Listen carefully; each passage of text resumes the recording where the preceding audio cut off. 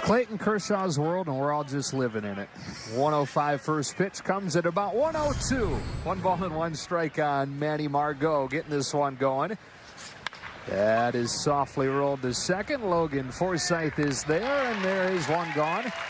Here in the first inning, with Clayton Kershaw making his 5th start of the spring, and he's not given a run up over his first 9 2/3. I think Clayton Kershaw is just trying to help out the pace of play rules that they're trying to institute this year. I was wondering why he yelled, "This one's for you, Rob," as he threw the first pitch. Exactly. Yeah. Here's the big signing this offseason for the Padres, Eric Hosmer. Kershaw's first pitch to him misses inside. A little bit of gamesmanship from the Dodgers waiting until they did, perhaps, to announce where Clayton Kershaw was pitching. But then Padres a little bit of gamesmanship of their own, sending a stacked lineup on the road, which you don't often see. Well, I'm sure when they found out that Clayton Kershaw, I bet you it was one where they might have had 2 lineups, and probably Andy Green is communicating with the guys saying, listen, if they do announce that Kershaw is pitching on the main field, would you guys like to go out there so have a chance to just maybe see some pitches? Or if not, then maybe only half the lineup goes and the rest can get a workout. A 1-2. Hosmer hits it off of the mound is short. That's Corey Seager's playing for the 2nd time this spring. And a pair of ground ball outs to open the afternoon for Kershaw. And here's the rest of the lineup for San Diego. After Margot and Hosmer, it's Will Myers hitting 3rd. And Jose Pereira out of the cleanup spot, starting at 2nd base today. He'll be an outfielder for the majority of the time this year. Hunter Renfroe's in right. Chase Headley back in a Padres uniform. Freddie Galvis over from the Phillies. Then Austin Hedges and Tyson Ross will hit for himself today. Strike 1. Rarely do you see a lineup that looks this good, though, on the road. And by good, I mean relative to that team's normal lineup. First curve from Kershaw. It's 1-1. I also wonder if it helps that it is just down the road. It's true.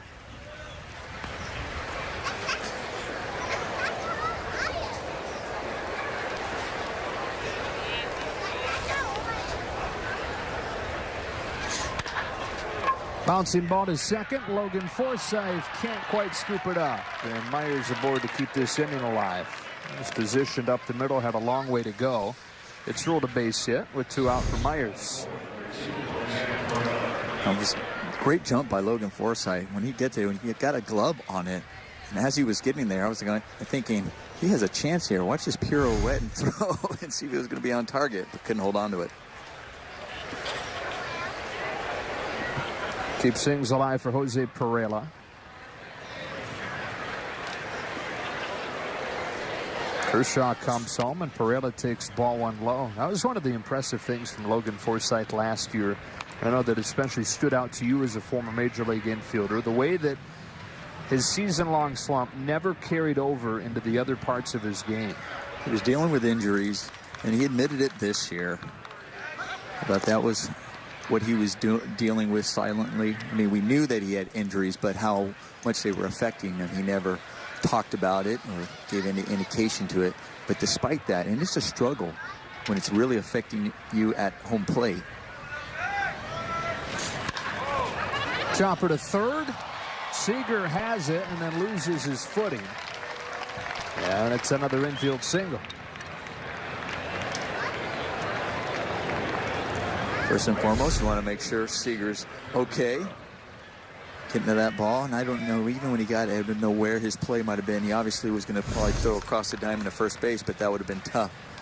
But we're getting back to Logan Forsythe. What just was impressive to me is finding out, okay, you're dealing with those struggles. You struggled at the plate, knew that, but that you didn't carry it into your defense. You never would have known it the way he played defense all year long. Just solid. Hunter Renfroe with 2 on and 2 out. After a couple of infield singles, Kershaw trying to pitch out of this first inning jam and delivers strike 1. By some measures, And take your pick what the most accurate is for defense at this point. But by some statistical measures, Forsythe was the single best defensive second baseman in the National League last year.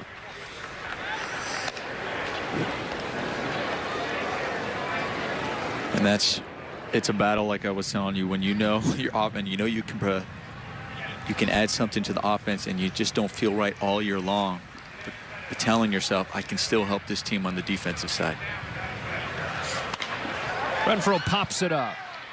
Kershaw can't find it. Hernandez hopefully can and does to bring this top of the first inning to a close.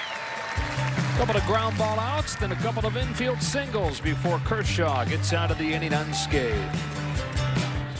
Who has yet to give up an earned run so far in spring training. This is his second to last tune-up. He'll probably have an abbreviated start on Saturday the 24th before it counts on opening day the 29th back at Dodger Stadium. Dave Roberts announcing earlier today the opening rotation has essentially been set with, of course, Clayton Kershaw getting the opening day start, followed by Alex Wood, then Kenta Maeda, the only right-hander in the Dodgers rotation, followed then by Rich Hill and Hyunjin Ryu. Guys.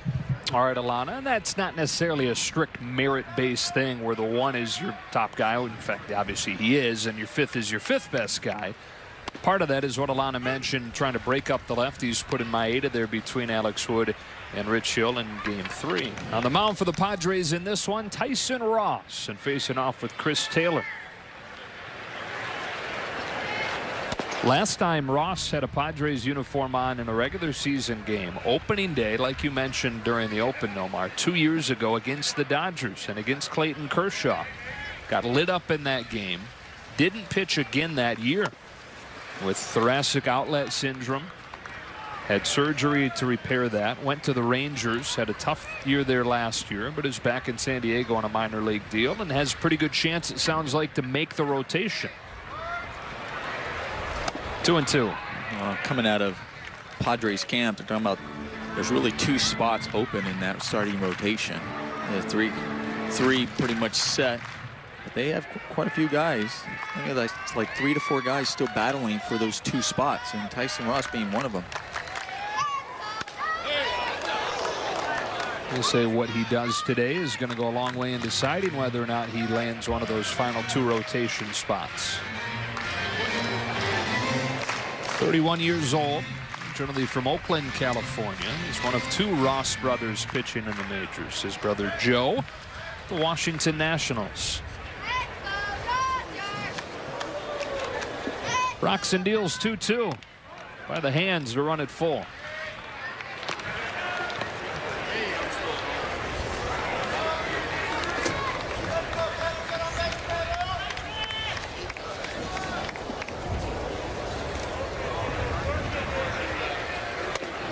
Good take from Taylor and a nice walk to open the afternoon.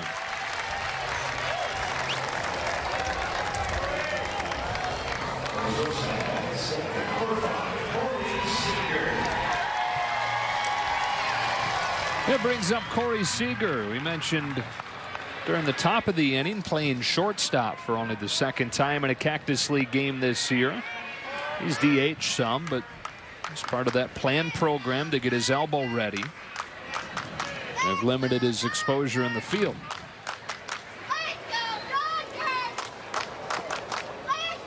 Takes ball 1. And that's one thing I'm not really worried about Corey Seager when it comes to the defense, because it was his arm that he was just kind of making sure was healthy, and it wasn't his legs. So you can get a lot of work done even in the backfields, even prior to him actually getting into one of these spring training games, even working on your timing to some degree. Really just then, once you're there, his arm was, I don't want to say healthy enough, because it's been healthy. It's just a matter of making sure they knew they were kind of babying it to make sure it's not going to become an issue. Once he started throwing across the diamond, it wasn't going to take him very long to get back out there. And he's got a track record in place of being able to not be full go during spring training and then produce right out of the gate. 2016 missed pretty much all spring training with a knee sprain. Last year missed time with a bruised shin. He had that back and oblique tightness that he dealt with. Didn't play a ton. And has always gotten off to pretty decent starts regardless. You can talk to a lot of big leaguers. They'll tell you from a position player standpoint, if you had a good offseason that you can work out, and you did, and you were focused on that you probably need about 2 weeks really of spring training and then just go as far as games are concerned. On a 2-1. Seager with a check swing foul, 2-2. Is there a difference between the games on these fields and the games on the backfields as far as your preparation goes? There is. Sometimes on the backfield, I mean, we always say at the highest, biggest big league level, it's the speed. There is just a different speed when you have coming off some of these big leaguer bats and compared to the backfield where it's not always just a big leaguer hitting back there.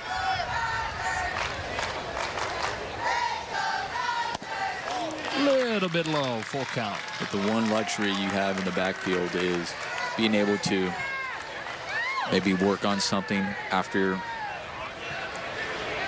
as the game's going on. You can say, okay, I want to just stay out here for a little while longer. Or you can also have, you don't have to throw across the diamond. You can have a bucket there. If the ball is hit to you, just throw it in the bucket and say, okay, you would have been out. You can do that. Taylor takes off. Seager with a cue shot. They'll stay out of the double play. Galvis throws him out. Taylor saved at second, one gone. Let's take a look at the Dodger lineup today. Pretty representative of a regular season lineup. Cody Bellinger, though, hits third. We'll tell you why there's no Justin Turner in that spot. Yasiel Puig batting cleanup, then Logan Forsythe. In left field, Kike Hernandez. Austin Barnes catches. Kyle Farmer starts in Turner's place at the hot corner in front of Kershaw. So Turner is in Los Angeles today. He's the honorary race starter of the LA Marathon. His foundation has raised a lot of money as an official charity of the marathon for underprivileged families. And Dave Roberts and the Dodgers happy to let him go be a part of that today. 1 ball, no strikes on Bellinger. Dave Roberts was also talking about that before the game. He says, I usually give guys maybe a few days off here and there, just kind of take personal days because, you know, spring training can be kind of long and tedious. And yet he said he chose his off day to go out there to Los Angeles and do some good for the community. Yeah, that's something. I mean, you're right. You only get 1 or 2 off days. And it's not like once spring training finishes, you get a break. No, spring training finishes, and then the real grind begins. Turner decided to go do something related to his charity. Travel and do something related to his charity with his precious time off.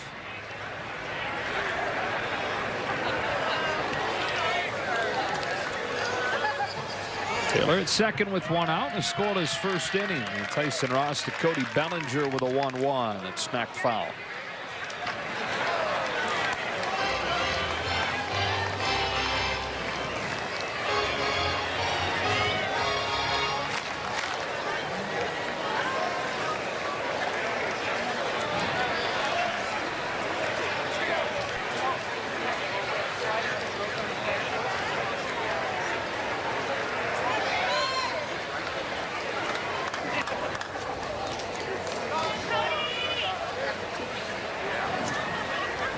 The 1-2 now.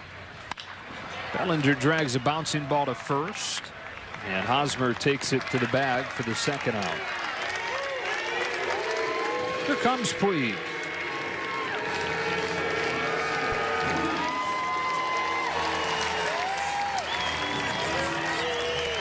Consistent looking approach from Puig this spring, a lot like we saw last season, and decent numbers, hitting .281.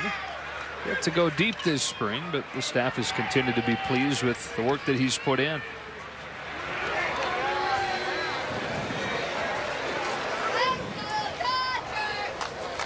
Goes after a first pitch slider, comes up empty.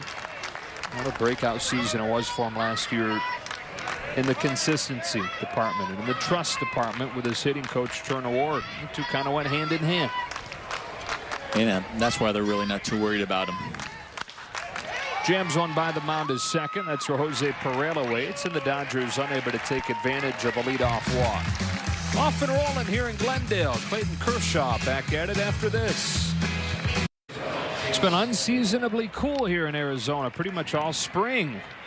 Still stay hydrated, though. Good idea. Pace yourself now. Dodgers and Padres scoreless as we go to the second. Gorgeous day. It's been a little bit cooler, I think. So the guys are perfectly okay with that. Kershaw to face Chase Headley, Freddie Galvis, and Austin Hedges here in the second. Headley very much familiar with Kershaw from his earlier days in San Diego. He's been away in New York for a couple of years, but they traded back for him. Wanted a veteran presence as they continue this rebuild. And he figures to be the starting third baseman. Back to the future.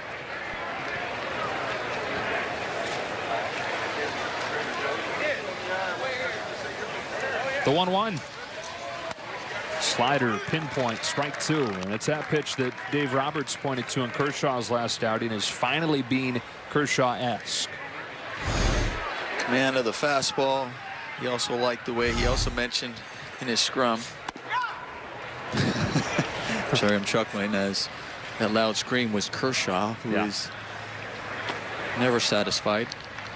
But he was talking about also how his breaking ball too. How he was right where he likes to see Kershaw right now. Little jam shot along the right field line that'll sink in for Headley. That's the third hit. 2 infield singles, and now that. Leadoff man on in the second. So you got an infield single, jam shot. And you're going, wow, he's given up 3 hits. Is he okay? Like, oh, he looks great. So the box score doesn't always tell the story, especially not in a spring game. Here's Freddie Galvis.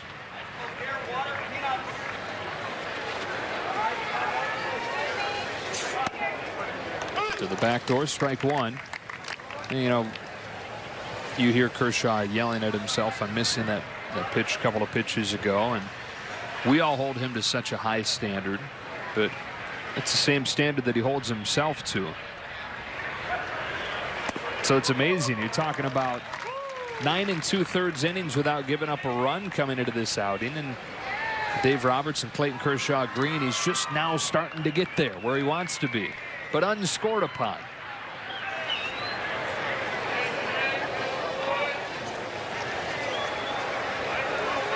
Home 0-2. Galvis with a big bouncer foul. What's really interesting about that screen is, and we're able to see it, I don't know if it was able to be translated at home. He was screaming before that ball even crossed home plate. So it wasn't like he was waiting for the call, or I missed it, or when it crossed home plate, oh, it was a ball. Like, it was something that he was already feeling when he released it, that he knew he was off. So it was already coming out. It's a great point. I think that's a common thing with the elite of the elite, the ability to feel something while it's happening. Yes, because that's what allows them to make an adjustment so quickly. And it goes from pitchers, and also hitters do the same thing. Great, the elite hitters can make the adjustment from pitch to pitch. Same thing with a pitcher, recognizing why they missed their spot, and then to be able to come right back and execute the pitch. Knowing why they didn't execute it, upset with themselves, and then very next one, execute it perfectly. Because you may be sitting at home saying, well, of course you feel it as it happens, dummy. We all do. But to be able to learn from what you're feeling, not everybody can do that without going back to the video room and grinding over that. He strikes out Galvis. First K of the day, first out of the second.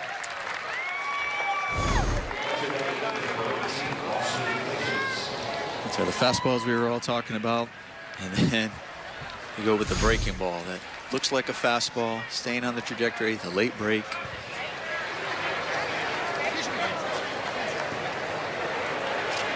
Here's the Padres' talented young catcher, Austin Hedges.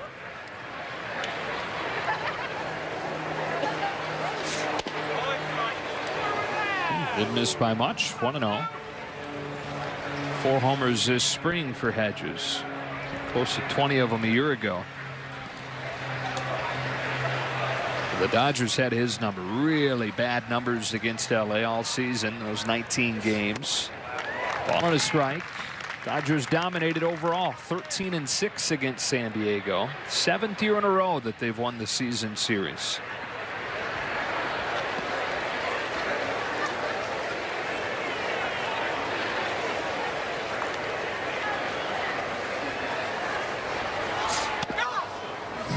2-1. Made two really good pitches prior to that. Fastball, and then he comes with a breaking ball. And then this one, see the reactions going. He felt himself kind of falling off where he just kind of yanked that pitch to the glove side. Spots that one. 2-2.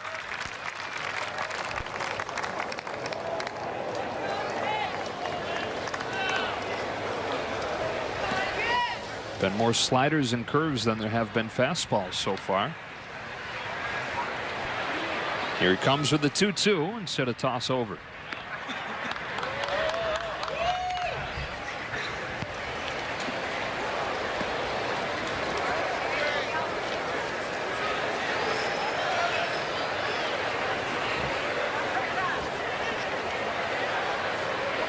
Now the 2-2. Big curveball gets Hedges. Got Galvis with a slider, gets Hedges with a curve, and 2 away in the second. This is what Dave Roberts was talking about before the game. He goes, his breaking pitches, like the last outing, like the spin that was coming out, and that one was a nice sharp break.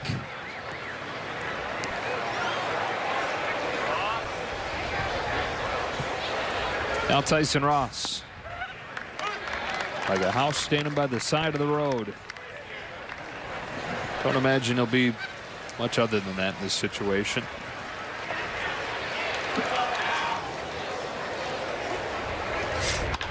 Wow, heck.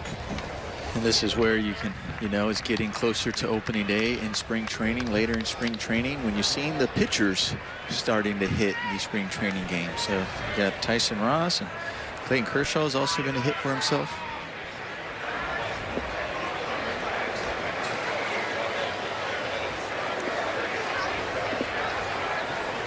Oh, 2. Fastball to the outside corner, strike 3. He strikes out 3 in a row to finish the second. To the bottom half we go. On the all-new Backstage Dodgers, go all access with Andrew Tolles as he works his way back from his injury. Plus some new additions to the bullpen as they look to make an impact during spring training. Don't miss Backstage Dodgers presented by Cadillac, Thursday after the postgame on Sportsnet LA. I thought Justin Turner went to LA. Did you see that guy on the hill with a beard? Yeah, that was a red beard that had been growing long time. Look at that thing. Justin Turner fan. Logan Forsythe to lead off this second for the Dodgers against Tyson Ross in a scoreless game. And there's still some time on the stadium between innings clock with the first base umpire Alan Porter saying, let's go, let's play. Trip Gibson was waiting, the home plate umpire, until Alan Porter said, let's go ahead and play, and why not? Strike 1 on Forsythe.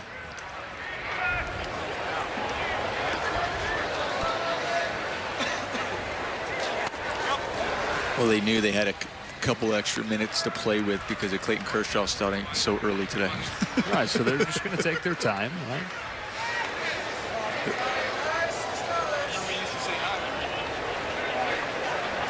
Ross with an 0-2, and Forsythe looking at ball 1. Logan Forsythe expecting big things out of himself this year. The Dodgers would be right there with him. A guy that hit 37 home runs in 2015 and 16 combined, limited to just 6 last year as he dealt with those injuries you're talking about. And for a hitter, and for any athlete really, so tough when it begins from the ground up. He injured his foot and then hurt his hamstring.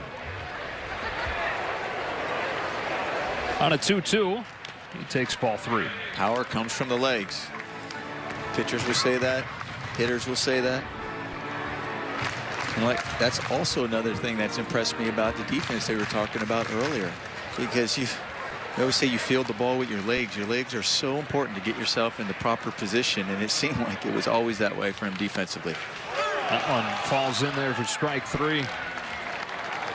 What was that, Logan says.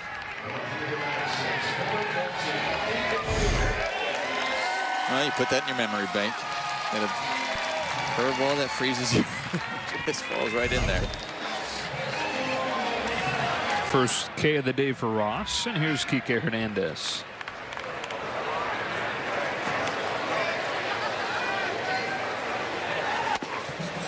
Over the outside corner for a strike. We were talking yesterday, Nomar, about Kike going public saying, look, I want to be an everyday player. I don't want to be a platoon guy that just faces left-handed pitching. And you pointed out that you liked that. And in talking with Dave Roberts, he likes that too. And he says Kike's backed up that talk with the way he's performed this spring. You want everybody to feel like they are an everyday player and to go out there, get their body ready for that. Drills one to the opposite field. It sends Renfroe back with room in front of the track. Sounded good, but dies in right. 2 out. But Kike, he prepared his body for that race. That was the other part of that interview when they were asking him about that. He says, I prepared myself to play 162 games. He wants to look at himself that way. But at the same time, it wasn't, he'll do whatever's asked as well. And Dave Robert understands that. He even mentioned when we were talking to him about it, he's like, he works so hard. And that says a lot about him, even despite understanding what his role, like last year, his role was going to be. He said he was one of the hardest workers out there every day, working on every position, knowing that I may call upon him to play every position out there. And also working on the offensive side, both sides. Other than 2 on Austin Barnes.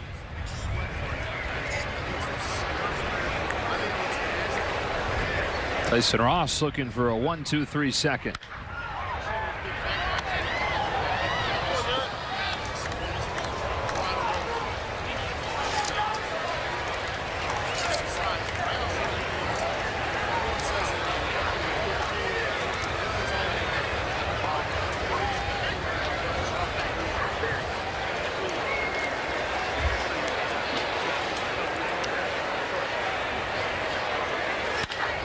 Barnes swats a liner to right. Renfroe with a running catch. And Ross has that 1-2-3 inning. To the 3rd we go. No score in Glendale. Happy early birthday to Clayton Kershaw. He'll turn 30 tomorrow. Joe Davis, Nomar Garciaparra, and Alana Rizzo back at Camelback Ranch, where the Dodgers and Padres are scoreless after 2 innings. Clayton Kershaw has given up 3 softly hit singles, a couple of infield singles and a bloop shot down the line, and finished off the 2nd in impressive fashion. Granted, the bottom of the order, but he went strikeout and a slider against an everyday big leaguer, strikeout and a curve against an everyday big leaguer, and finished off the pitcher Ross with a fastball. Listen, he's looked very sharp despite yelling a couple of times, like in a couple of the pitches. 2nd time through, Manuel Margot goes after the first pitch, 0-1. But just in the first couple of innings, they haven't really hit the ball hard off of him at all. Coming off a 5th ERA title. It's a Cy Young runner-up, 7th consecutive year that he finished in the top 5. A pop-up in short center field. Logan Forsythe has it marked. And Margot's the first out of the inning. There's a good trivia question for you. So 7 straight years finishing in the top 5 in Cy Young voting. That's tied for the longest streak ever. Who's he tied with? Maddox, maybe? Nailed it without hesitation. Oh boy, Nomar. Hosmer slashes a base hit to left center. First hard hit ball of the day comes from the newest San Diego Padre, and it's a 1-out single. Now just a little bit up in the zone. And Hosmer did a good job just going the other way with it, not trying to pull that ball. What do you think of the Hosmer deal? 8 years, $144 million. A lot of money in this current climate. First one from Kershaw to Myers is in the dirt. He was one of those. He went down to the end where he was one of those free agents that were not signed. And my only argument was free agents not getting offered or not getting offered what they wanted. And I think a lot of them, a lot of teams now are not looking to get these really long deals. They're willing to pay maybe per year. At least that's what it seems like, but it's not the as long as these players would like, because I think they're seeing how some of the teams are faring when these players get older and later in their career. So they're trying to prepare for that, and they're kind of getting handcuffed from some of these contracts. Minimizing risk. Yeah. A 2-0 and a strike. And we're seeing so many elite young players. I mean, early 20s, controllable players. And the data is starting to show that those are the prime years. Prime years typically happen before free agency for a lot of guys. And so why pay way over what is becoming market value? That's just kind of been the arguments from a lot of the front offices. Whether that's right or wrong, I guess time's going to tell. The game typically evolves and changes, and we'll see. It was certainly an interesting offseason, and Eric Hosmer, one of the only guys that did cash in with a deal we've gotten used to in recent years. And I think when you look at his track record, and he played 162 games last year, and we talked about this Padres team, how they have so many young and up-and-coming players. To have a veteran presence like that is huge, and obviously they're committing to him for that long to be kind of that veteran presence. And also the guy at the plate with Myers as well, they feel like he's going to be that as well.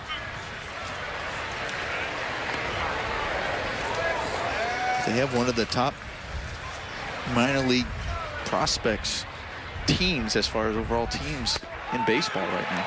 Kershaw sits Myers down for out number 2.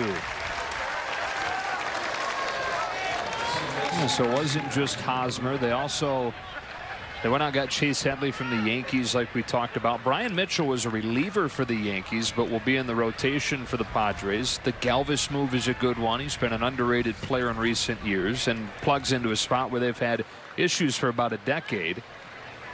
At least since Khalil Green at short. There's Jose Perella looking at a nice curve, strike one. And Dodger fans were probably say happy to see that bottom part where it says signed A.J. Ellis. Yeah. He's here today. Yep. It figures to be the backup catcher to Austin Hedges for San Diego. Chopper to third. Kike Hernandez, a long throw, but a good arm, and another good inning for Clayton Kershaw. To the bottom of the third we go. No score. Baseball from spring training is always live with MLB At Bat. The app will keep you connected every day with live radio calls, video highlights, stats, breaking news, and more. Download MLB At Bat now. It's your #1 Dodger app. Kyle Farmer leads off this third inning against Tyson Ross and takes ball 1. How about the spring Kyle Farmer's having? Look at those numbers.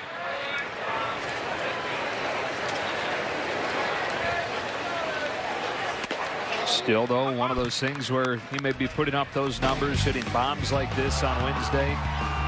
And as a product of the depth on the roster, may find himself in Oklahoma City to start the year.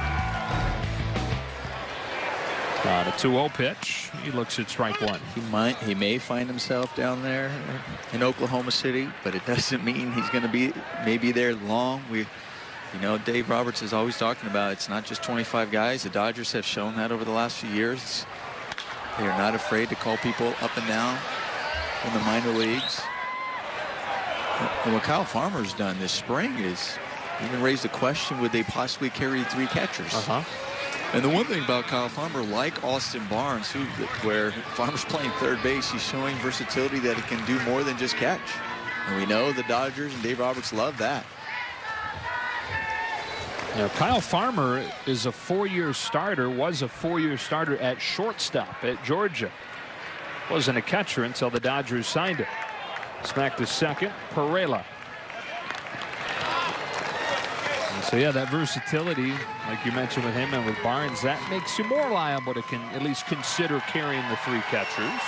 You're not hamstrung by having them. Middle infielders. You got Farmer, who's a shortstop. Barnes with a second baseman. Yeah, Grandal can play first. Right. Here's Kershaw. While Clayton was on deck just a moment ago, the section of fans up against the on-deck circle serenaded him with a happy birthday. I wish I had seen, I didn't look down in time to see his reaction. I don't think it probably drew much. Clayton gets in game mode. Not too many things going to shake him out of it.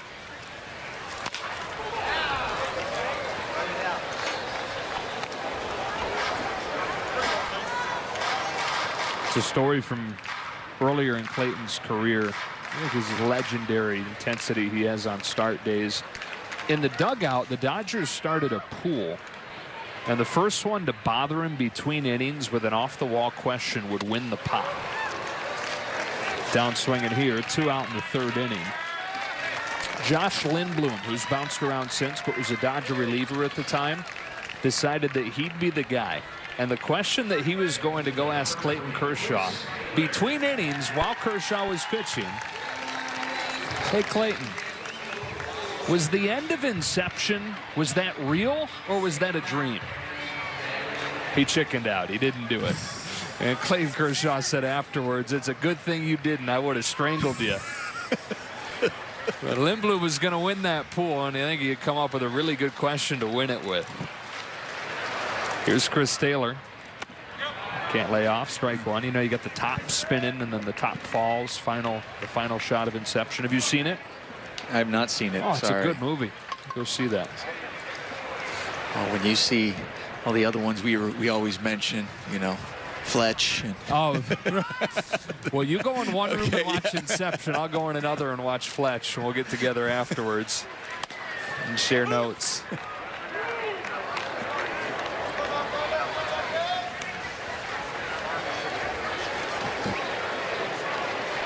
Yeah, same genre, those two. Right. 0-2. Strike 3. Ross looking good in his bid for a roster spot. Both pitchers looking good as we go to the middle innings. Sportsnet LA is brought to you by Carl's Jr. and by BMW. See a Southern California BMW Center today for exceptional offers or visit SoCalBMW.com. No score to the top of the 4th. Clayton Kershaw and Tyson Ross, good old spring training pitchers duel going here. You mentioned it off of the top, Nomar. If there's such a thing as an interesting pitching matchup in spring, this is it. Yes, Kershaw. We all know the intensity he goes out. Doesn't matter if it's spring training or not, but looks like it's probably going to be his second to last tune-up before the opening day. And then Tyson Ross trying to make that rotation for the Padres. Not many starts left for him to try to leave that impression. So he's going out there and looking really good. Kershaw has 4 strikeouts himself. And facing Hunter Renfroe, yanks a fly ball down the line to left and foul. Renfroe trying to make the roster himself, which is a much different story than he went into last year with, when a lot of people were looking at him as a potential Rookie of the Year candidate. But he's just not been able to cut down on the strikeouts. And so he's now fighting for a 4th or 5th outfield spot. And some of the thought is that they need to carry 5 outfielders in order for him to make the team.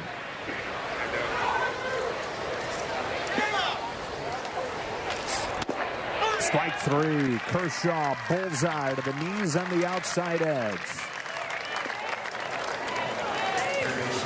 Throws a fastball up, doesn't get the call. It was borderline. It was a close pitch, and then to come down at the knees and bury that pitch. So we have a look at our Carl's Cam replay there. Perfect. Ball 1 on Chase Headley.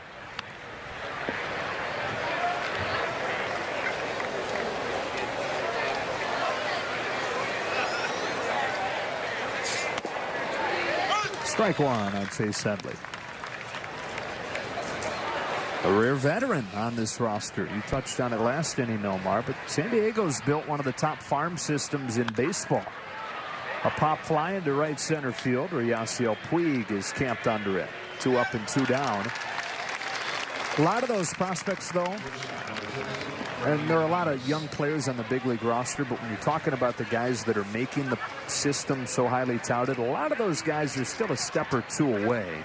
6 of the top 7, 20 years old or younger. 4 of the top 7 still teenagers. And so they had to find a few veterans like Kedley, like this man, Freddie Galvis, as somewhat stopgaps. And 8 of their top 10 prospects are pitchers. They got a lot of young live arms. They do have a couple of position players that they're really high on. Fernando Tatis Jr. It's a 19-year-old shortstop. And Luis Urias, 20-year-old second baseman, who's set to start the season in AAA. Tatis, I think, is going to start in AA. A 2-1. Defensive swing and a foul ball. 2-2.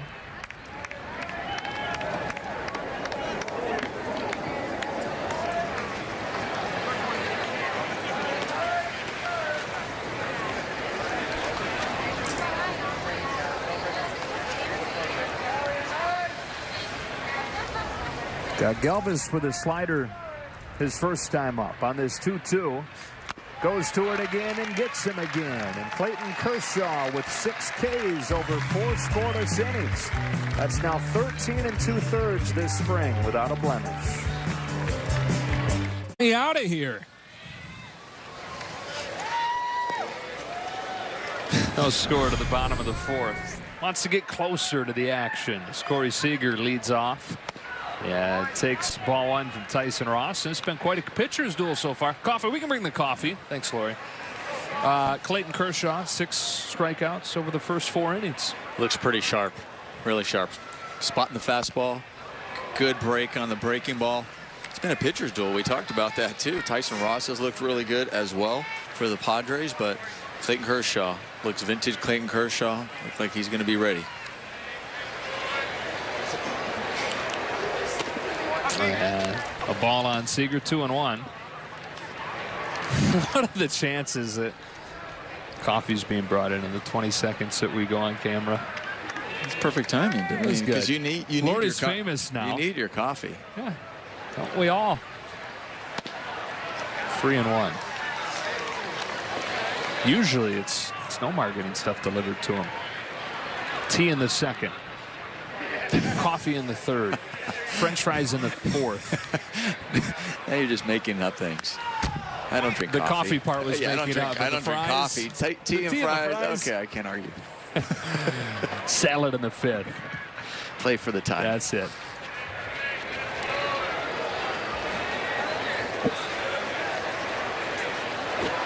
Seager grounded to short his first time.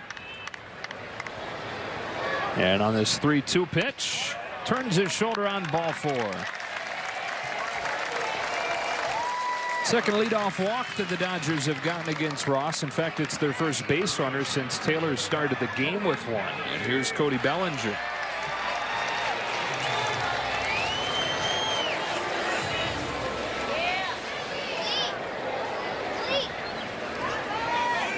It's not been a great spring for Bellinger. Gets ready for his 2nd major league season.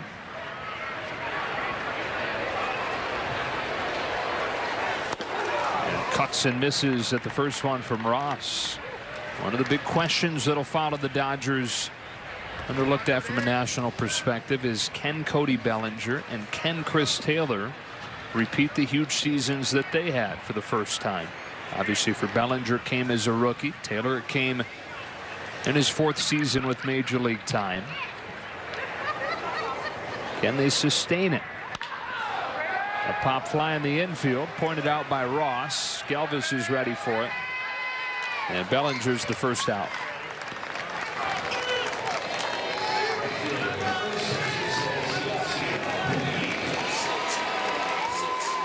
When you're talking about Bellinger and Chris Taylor, I think Chris Taylor, is going to be fine.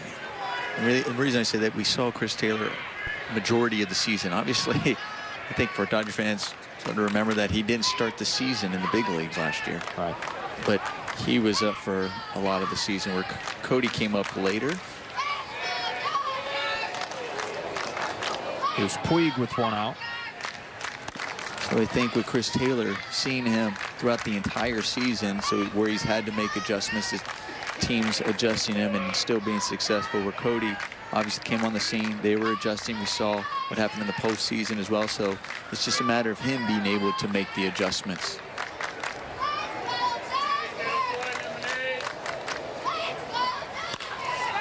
Puig taps it back to the mound. Ross with a glance at second.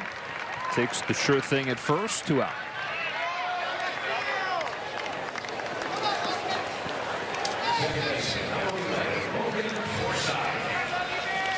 No score in the fourth. Logan Forsythe struck out on really slow, almost eephus looking pitch from Tyson Ross's first time up there.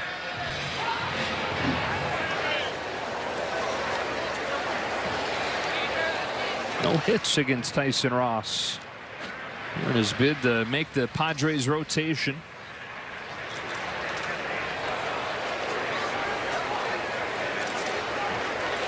There were a few years where Tyson Ross was one of the top dozen or so pitchers in the National League from 2013 through 15. He was a full-time starter. ERA was right around 3. Had a sub-3 season when he was an all-star. But then the injuries. He's trying to find himself again, trying to reestablish himself again. 2-0.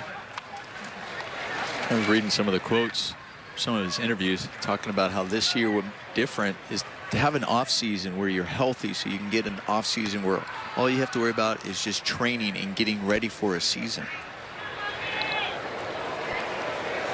He had that thoracic outlet syndrome, which requires removal of a rib.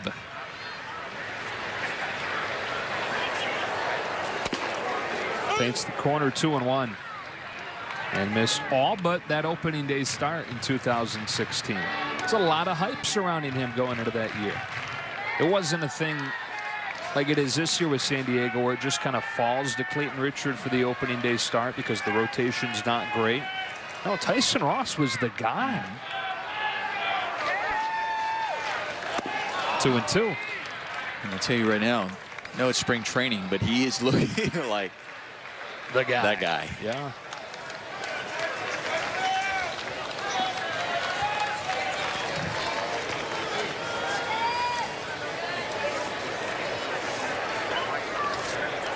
Dodgers trying to cash in on the leadoff walk from Seager. He's got a good lead at second with 2 out.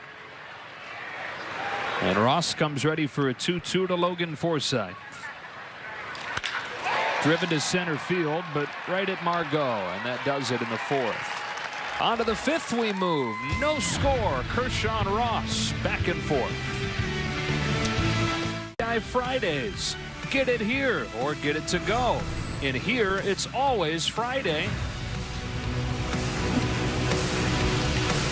Pitchers duel between Clayton Kershaw and Tyson Ross, who's not given up a hit through 4 innings, and they're cheering Clayton, who's fan 6 over 4. And the plan today, Nomar, was 5 innings or 75 pitches. Now here comes the 5th inning with the pitch count very much in control.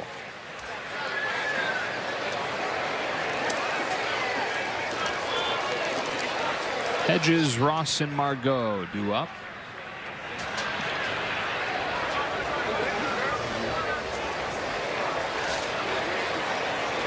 '57th pitch of the day is strike 1 of the 5th.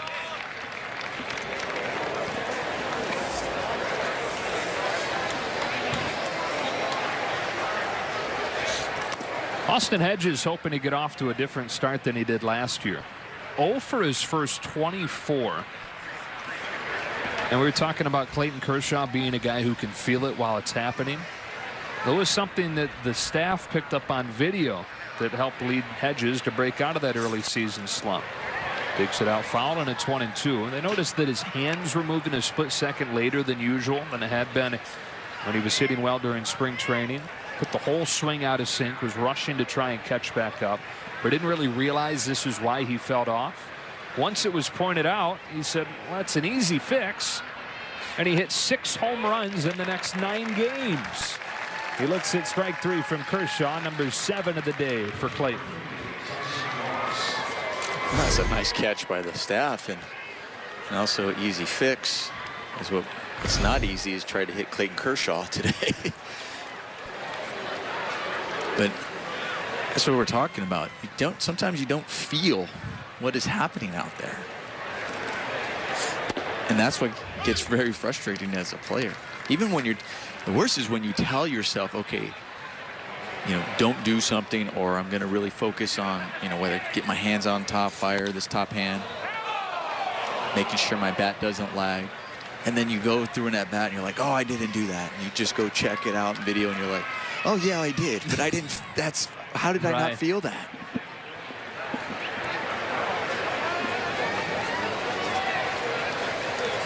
Is that something you lose with age, or? It definitely happens. It can happen with age. It can just happen at a moment.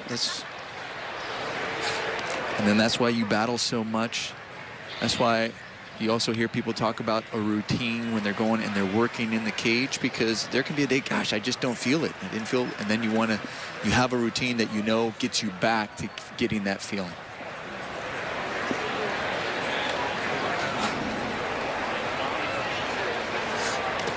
Back-to-back curves after Ross hit a hard ground ball foul.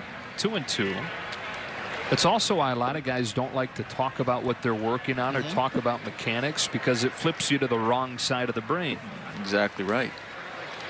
Exactly right. That's why I'll tell you, like Clayton Kershaw when he gets interviewed.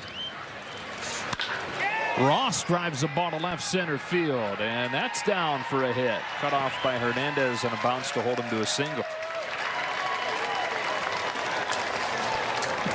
Yeah, Kershaw pretty minimal in what he talks about. He does. And as we see the pitcher getting a base hit off Clayton Kershaw. Yeah, because a lot of times he doesn't want to think about it. Sometimes you're just not thinking about what you're doing. It's just going. And whenever you're getting interviewed, a lot of it isn't about necessarily, especially when he's out there, it's about him and what he did that day. What are you feeling? What would it feel like for you out there? What did you do? And it's very minimal because he really doesn't want to think about it. He just wants to stay focused and in his routine and keep that mindset and not have to maybe, somebody tell him, hey, how come you do this with your arm, or why is it going up, or whatever it may be. You're like, I don't want to put that even in my head if I'm never thinking about it. I don't want to lose the field. Right. Margot skies it to center field where Chris Taylor is playing. 2 out. Clayton Kershaw's favorite thing to talk about is teammates.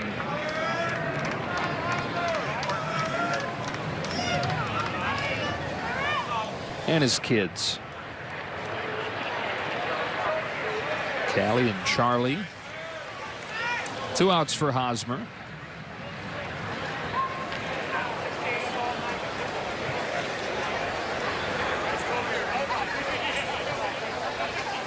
Hardest hit ball of the day came from Hosmer his last time up.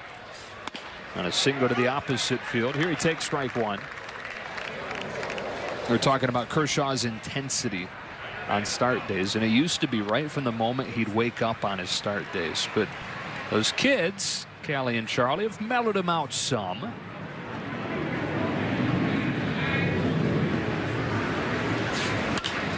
Waits on a curve and sends it just foul. I don't know if Hosmer thought that was fair. He was throwing his hands up like, are you sure? Is he saying, call New York?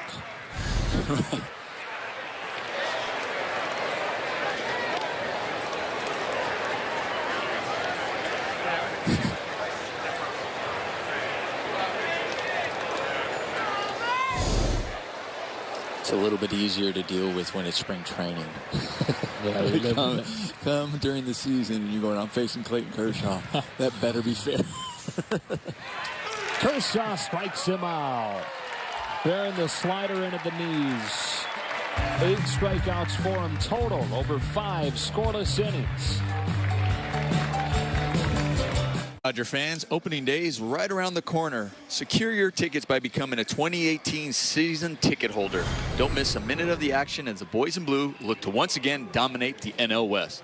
Visit Dodgers.com/season tickets. How do you feel about fouling up 3 in the closing seconds, Nomar? No score here into the bottom of the 5th.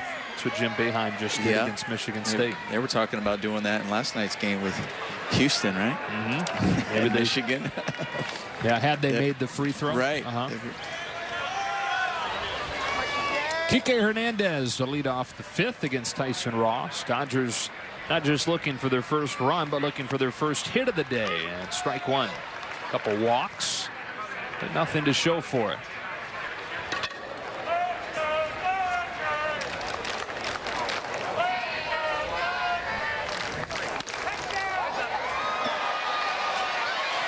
Hernandez hit it hard his first time to the opposite field, but it's hauled in by Hunter Renfroe. Another opportunity for him against a tough right-handed pitcher.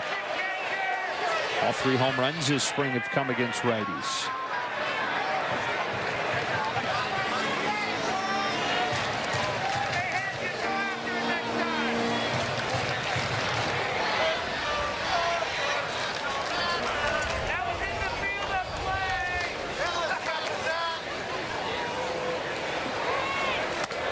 Backs up on him. Ball 1.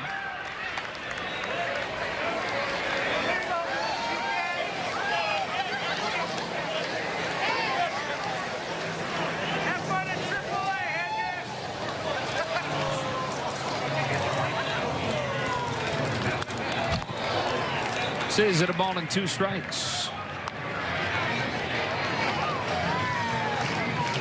Hernandez in left today, which he'll be some days during the regular season. Other days he'll be in center, at short, at third.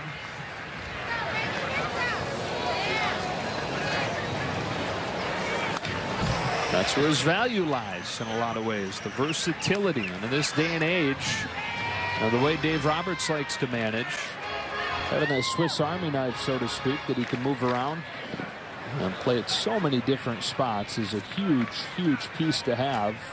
Limited to 25 spots. A crackback flare into short center. First hit of the day for the Dodgers comes from Hernandez.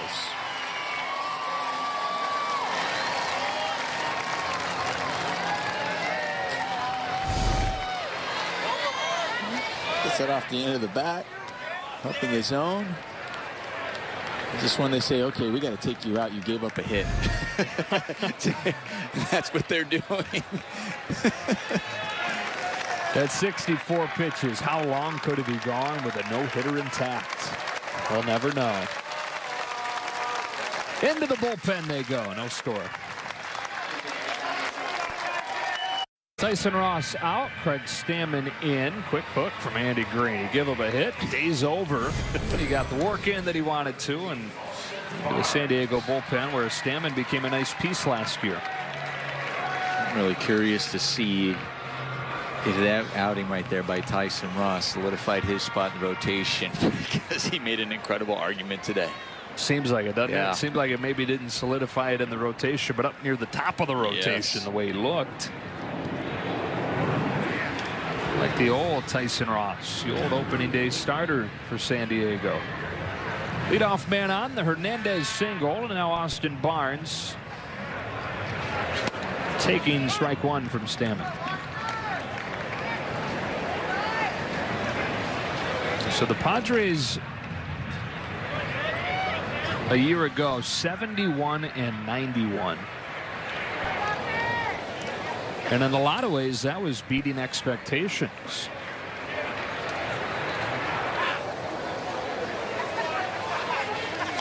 It was a 3-win improvement on the previous year, even though they didn't have as many big-name players. And it was still 7 games better than San Francisco, with as miserable of a year as the Giants had at 64-98. Thing was, though, Pythagorean record, where you look at run differential and see what your record should have been if everything had been even as far as luck or bad luck, or based on how many runs you scored versus how many runs allowed, what your record should have been. Okay? They were considered by far the luckiest team in baseball. Their real record, 12 games better than what their run differential said they should have been. For whatever that's worth.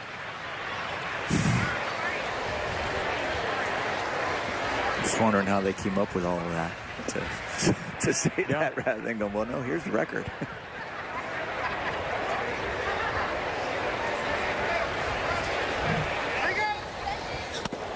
2-2. Can you use that formula to get into the postseason? No. Like when you're just like a game away. Well, listen. Right. This. Our Pythagorean record says we're in. No. Okay. Just checking. But it's a way to look at it and say they maybe played above their heads. They weren't quite as good as their record said. You know, what you can expect your record to be based on the bottom line. How many runs you scored, how many runs you allowed. But not all runs are created equal, as we know. You know, it's skewed by blowout wins or losses and tight wins. A lot of times, teams with really good Pythagorean records are ones that were very good in tight games.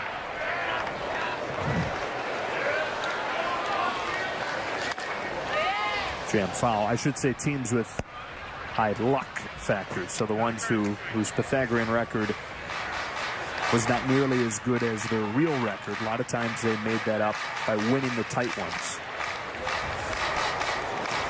There's a lot of different things that can swing it. You can put however much stock into it you want. It's one of the things out there.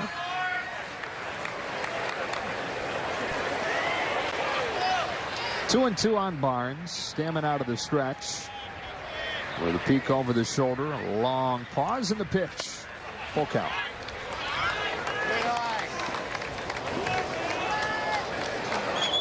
Padres have had 7 consecutive losing seasons. It's been 12 years since their last postseason trip when they won back-to-back division titles, 05 and 06. And only the Mariners and the Marlins have had longer droughts at this point.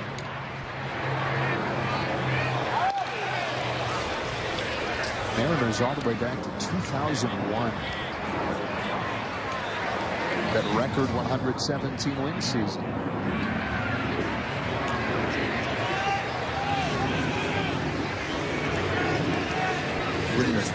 Wouldn't think that, especially after that season. Right. It was like, okay, win that many wins, and then you're gonna have a drought. There goes Hernandez and a foul ball.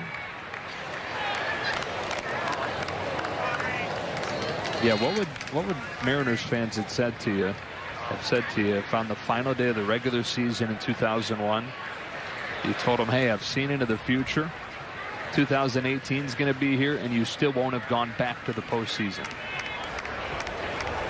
Yeah, you wouldn't have taken that bet. No. I mean, they had Ichiro as a rookie. Right.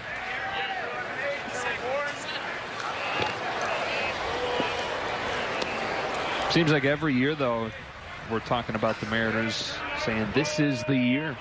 This is the year that they stay healthier, that they've put together the right rotation, the right pieces to get back there. Hasn't happened. Runner goes again, a swing and a miss, a throw down, and a stolen base for Kike Hernandez.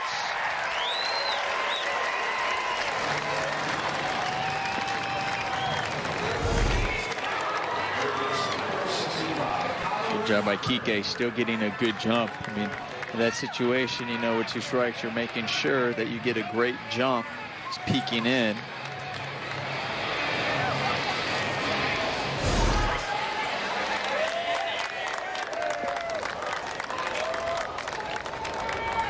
For the Dodgers, for the 3rd time today, with a man in scoring position. Still no score. Last of the 5th. Kyle Farmer takes ball 1.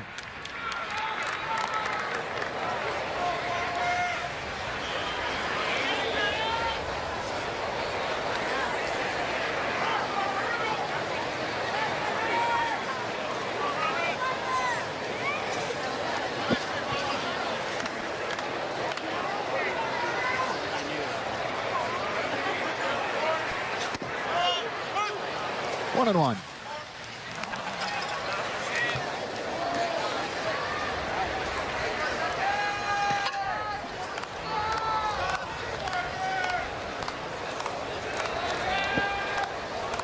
Padres coming up on their 50th season. Padres baseball, established in '69. Couple of pennants. Strike 1 and 2. 49-year history, though. Only 5 postseason trips. And again, the last one was '06. I think they've got a bunch of them lined up on the horizon if things are to go how they've planned it out to be.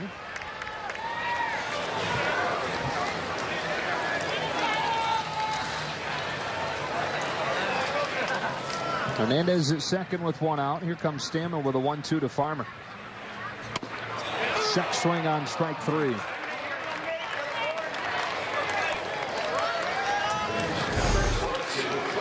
Home plate umpire has been consistent on the bottom part of the zone down there, so that one was kind of borderline on the bottom of the zone. That's one thing you ask. You're like, listen, if you're going to call it, as long as you're consistent, so you know as a hitter, you got to go back, you got to make adjustments. You talk about it in the zone, like he's going to call that low one, so be ready for it. Kershaw to bat for himself here. And in a spring training game, this doesn't necessarily mean that Clayton Kershaw is going to continue pitching. It just means Kershaw wants to get a second at bat. Plan was 5 innings, 75 pitches, and he's thrown the 5. And there is action down in that bullpen. Looks like Adam Liberatore in the shadows.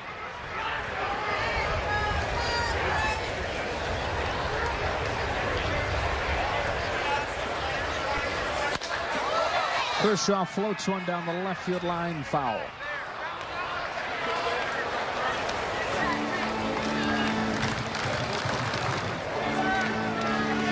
After the day for him on the mound with 8 strikeouts. Gave up 5 hits. Only 2 of them were hard hit, though. Hosmer had a hard hit single, and Tyson Ross, the opposing pitcher, hit one hard to the gap.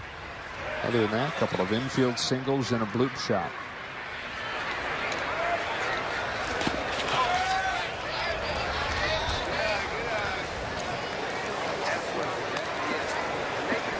I think he's ready. Let's fast forward to next Thursday. You know, and when he gets interviewed afterwards, you know, he's never satisfied. He's going to say, it's all right. And we're looking at him going, yeah, you look ready. Yeah. And he'll find something.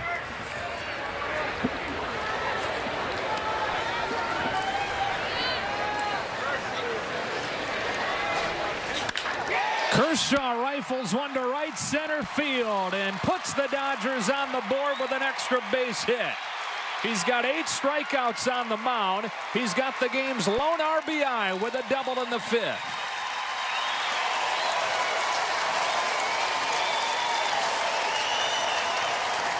Are you ready now? That's what I said. I told you you're ready. Does a good job staying on that breaking ball, waiting back on it. Head down, driving it to right center. You know, I'll tell you what, maybe he is going to go out there for another inning. The only reason I say that is if it was just to get in that bat, they would pinch run for him. So maybe, I know you said 75 pitches, 5 innings. I wonder if he's just going to say, listen, let me get the full 75 in. I'll go out there. That's the only reason. I mean, it could be wrong, but most likely you usually would get a pinch runner for him right here. Keeps the inning alive for Chris Taylor, who looks at a generous outside corner, strike 1.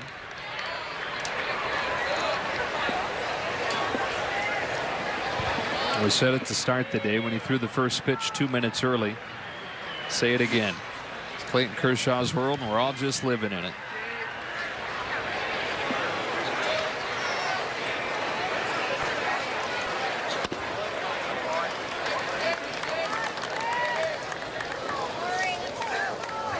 Ball on a strike on Taylor, who's continued to wear it from his teammates and friends and front office about his Virginia Cavaliers bowing out early. In a lunchroom today, Farhan Zaidi, the general manager, saw Taylor on his phone, and Farhan said, are you on there looking for a new basketball team? Ouch. Yes.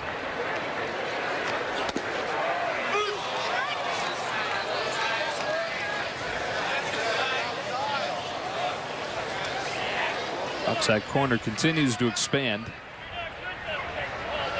1-2.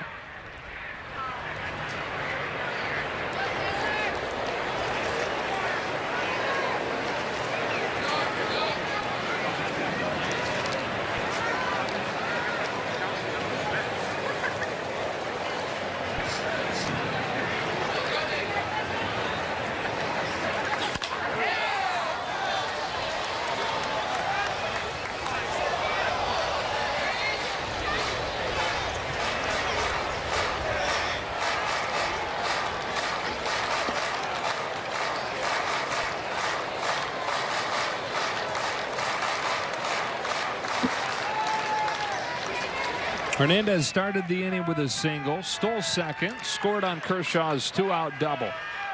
And now Taylor's got a walk and a strikeout today. Waits on a 1-2 from Craig Stammen. Kershaw walking to a good lead, and Taylor fouling it off.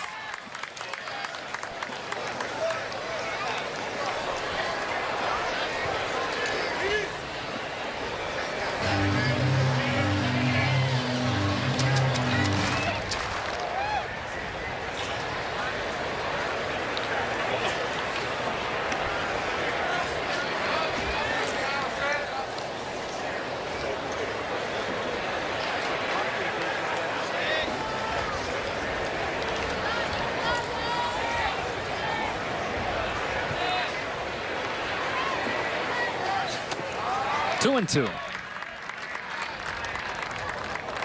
I'm sure Taylor's hearing it from his family too, because he's the only UVA guy in his family. It's a family full of Virginia Tech Hokies. Not that they have a lot of room to talk, but they can, because they got, with that upset. Yeah. I think Virginia Tech gave Virginia one of its 3 losses total on the year.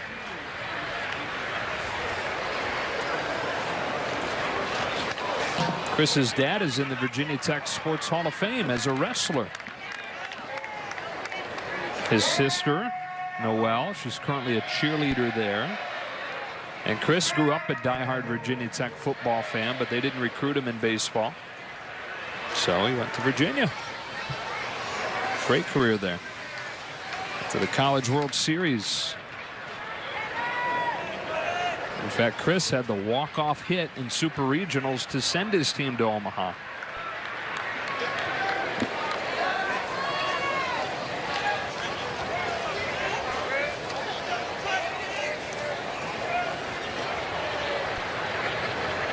Another 2-2. He protects that outside corner, sends a liner to right that Renfroe pulls in. And that does it for the Dodgers in the 5th. He's doing it all today. 5 scoreless innings on the mound and an RBI. 5 more scoreless innings to run his total this spring to 14 2/3 without a run. And 8 strikeouts today against San Diego. And he looked sharp. He looked like he had command of his fastball. He had some good late break to his slider and to his curveball.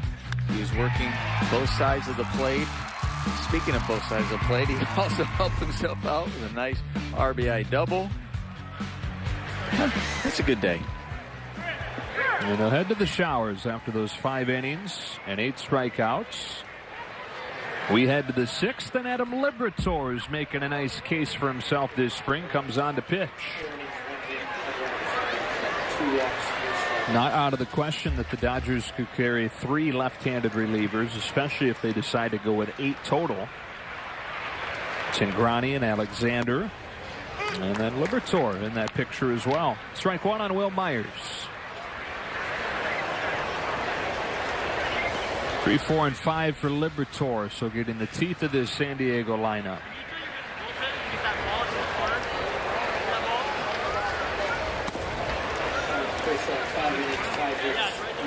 Myers is 1 for 2, had an infield single against Kershaw and took strike 3 called.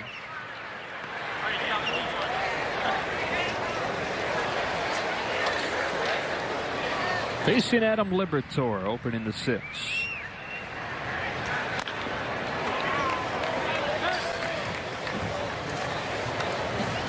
Doesn't matter if you wear a shin guard. It finds a way to miss it every time. And not too many ways to protect where you just hit it.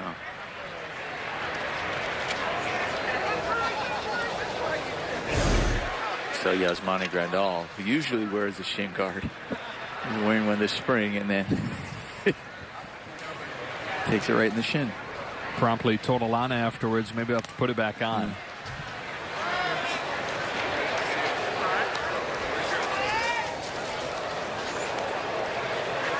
Adam Liberatore, 30 years old.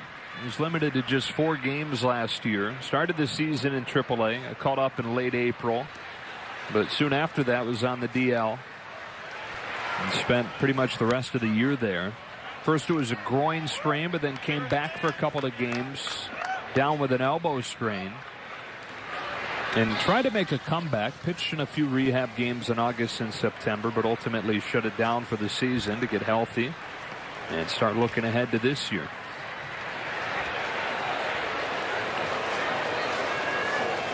Here it comes with another 2-2. And he gets Myers swinging.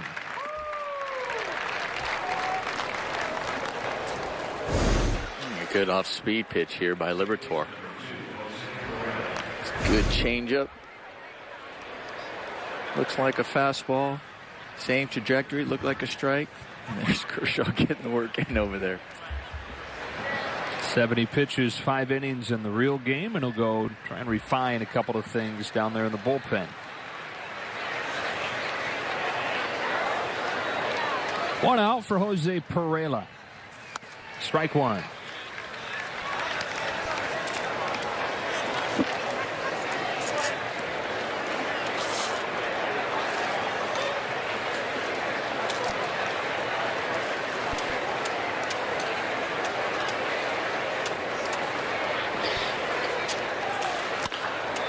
A pop-up. Sun behind the clouds at this point. Cody Bellinger's got it. 2 up and 2 down. Got the air show going on at nearby Luke Air Force Base this weekend. Did you catch any of that on your drive home yesterday? I did catch it a little bit on my drive. It's cool. Just amazing how close they fly next to each other, how precise they are. They better be. Yeah. Yeah. Good point, but still amazing. It sure is. Here's Renfroe with 2 out. That's a missile down the left field line. Oh, nice catch. Nice play. He's got Dodger blue on. The inning's over. Oh, well done.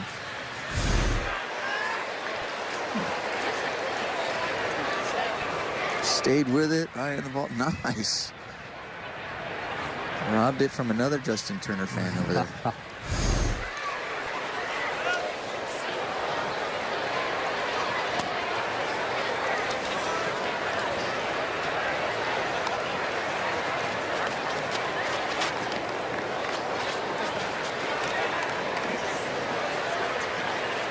Renfroe's 0 for 2. Pop out and a strikeout. Both against Kershaw.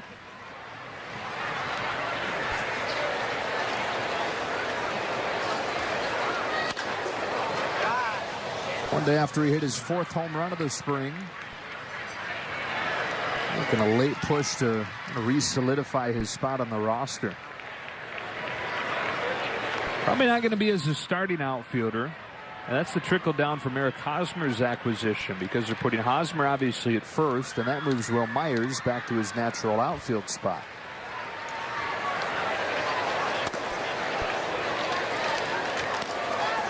And Renfroe appears to be the odd man out.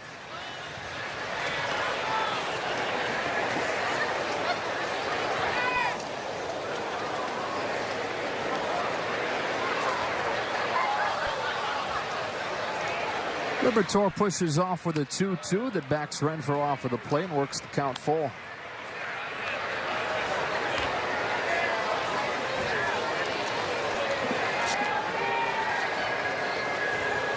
Adam hoping to make his first opening day roster. 5 straight seasons he started the year at AAA.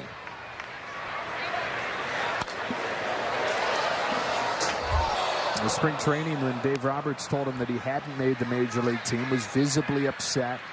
The story's been told many times, but he told Dave Roberts he thought he was the best left-handed reliever in baseball, and Dave said, well, go prove it.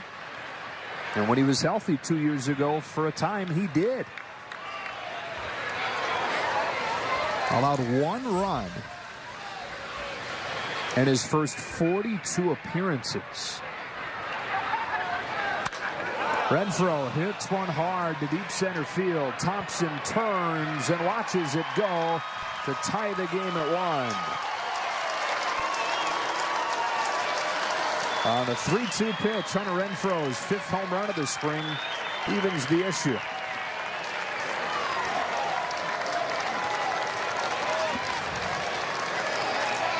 Hunter Renfroe, it's no doubt about the power, that's for sure. I mean, here's the ball. This was out of the zone. It was ball 4 up in the zone, and he crushes it to center field. It's always been a question of, is he able to cut down on those strikeouts? Because when he barrels it up, it goes a long way. 2 outs for Chase Headley. Strike 1. Yeah, the Dodgers saw him back in San Diego during his debut week. Homer on top of the Western Metal Supply Company building down the left field line.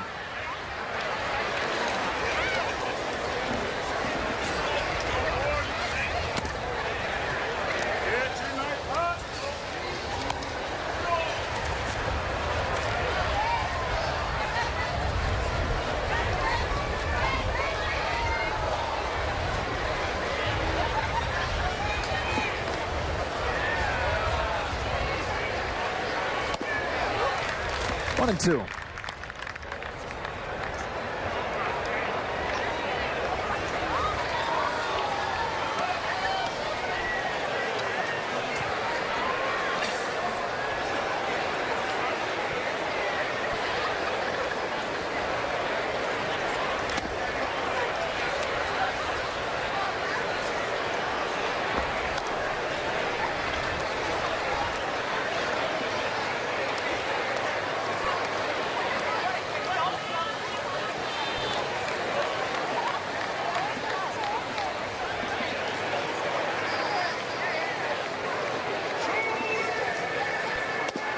Full count on Chase Headley.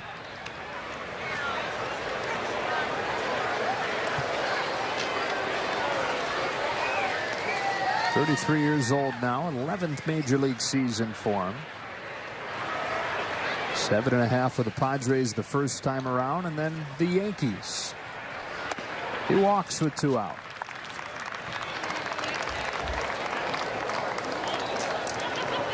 That's something that he's done a lot of. High on base percentage, up around 500 this spring, and they're hoping that he can kind of rub off on this young lineup, which a year ago averaged less than 4 runs per game. They were dead last in the majors offensively. In fact, one of just 2 teams that averaged fewer than 4 runs per game.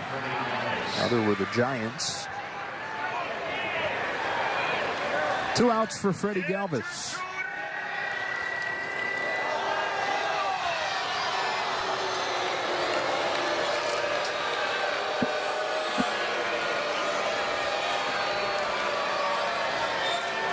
They just confiscated a beach ball. That was the booing you heard. That's not encouraged at spring training games? Seems like it shouldn't be a huge deal. You're so close to the beach. Wow.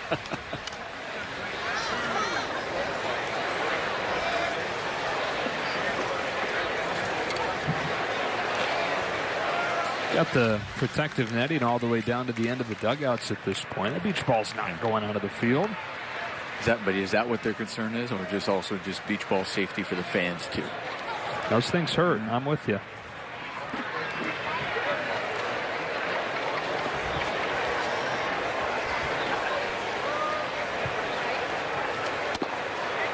Nice pitch, 0-2. I do like the protective netting.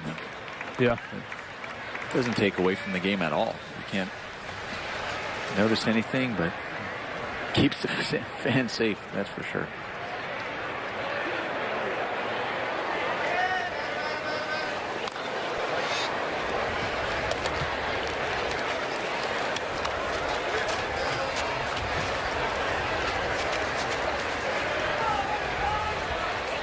Freddie Galvis with 2 outs in a 1-1 game in the 6th after Hunter Renfroe's 2-out home run tied it. Liberatore to the plate with another 0-2. Galvis taps it softly to third. Hernandez with a running throw, and that does it. To the bottom of the 6th we go, with the Dodgers and Padres locked at 1. LA is brought to you by Acura. Precision crafted performance. Tied at 1 to the bottom of the 6th. Before we get going with this inning, moments ago, Alana Rizzo with Clayton Kershaw. Clayton, another 5 innings of work for you. No earned runs, 5 hits, only 2 of which were hit hard. So how did that fastball command feel? And then we'll go into your breaking stuff. Yeah, it was good today. Definitely an improvement. Just keep trying to get better. You know, there was threw some fastballs, first pitch strikes, got ahead of guys, which is good. And, facing this team, getting to see some regulars in there, and hopefully they didn't get too much information, but, overall it was a good day. I know that is sometimes a consideration. Perhaps you want to pitch on the backfield to get the work in, but you're not facing their A lineup. When you can have success against a group of guys that you know you're going to see often, does that take even more out of the outing? Well, I think more than anything for me, it's just hard to get up for a B game. I think for me to have at least some type of adrenaline for a big league game is important. So, you can get working on a B game, no doubt, but for me, trying to harness adrenaline and work with the, anxious energy and things like that is almost more important than the stuff. And the curveball, of course, we know how dominant you can be with that. It seemed like your breaking pitches were working well for you today. Did you feel like you had good command of those? The slider was okay. The curveball, had the right break at least, just not for strikes. I was bouncing a lot of them. So, I had the right arm speed, and the break was good, but just need to throw it for strikes a bit more. There's only 2 times I noticed you were audibly upset with perhaps a pitch that you threw. How soon does a ball come out of your hand when you know that you're not going to locate it where you want? I don't know. I mean, there's not much time in between that, so it's... It seems like you know right away. Yeah, well, I don't know. Honestly. But, when you don't throw the ball the way you want to, it's a little frustrating at times. Stay in there for your second at-bat and proceed to get an RBI double. Obviously, that's a part of your game that I know you take pride in as well. Nice to be able to at least get you guys on the board there. Yeah, slider bat speed. Threw me a slider. So, the mid-80s is about as fast as I can hit. So, hopefully, I get a few more breaking balls this season. Anticipate a shorter outing next time out before you get ready for the one that counts? We'll talk about it. I'm not sure yet. Thanks, Clayton. All right, thanks. All right, guys. All right, Alana, and thanks Clayton for spending the time. Andy Green going back into the bullpen. We'll let you know who's coming in a 1-1 game after this. Robert Stock, who's in his first season in the Padres system, comes on to handle this 6th inning for San Diego in a 1-1 game. Dodgers getting their run on a Clayton Kershaw RBI double in the 5th. Padres even in the issue on a Hunter Renfroe home run against Adam Liberatore in the 6th. With 1 out, it's Cody Bellinger taking a strike. Robert Stock, originally from Bellevue, Washington. Played his college ball at USC. From Agora Hills, at least where he grew up after he was born in the Pacific Northwest.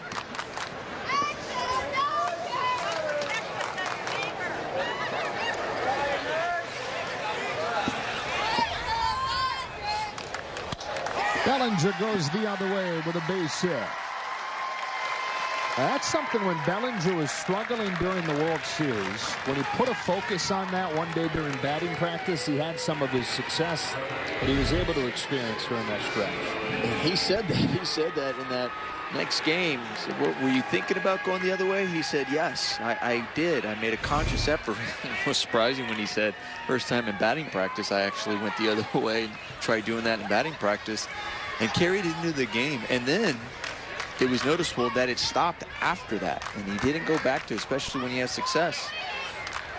And that was the kind of swing that we were talking about right there. Sometimes it's just staying on the ball, not pulling off of it, keeping the bat through the zone, going the other way, getting your hits, right, and then stay with that consistently and not just go away from it, figuring out, well, now that I just got my couple hits, I can start opening up, letting it fly, and that swing's going to be for me that I can hit that inner half. No, sometimes you just have to stay with that for a while and work your way back into the inner half.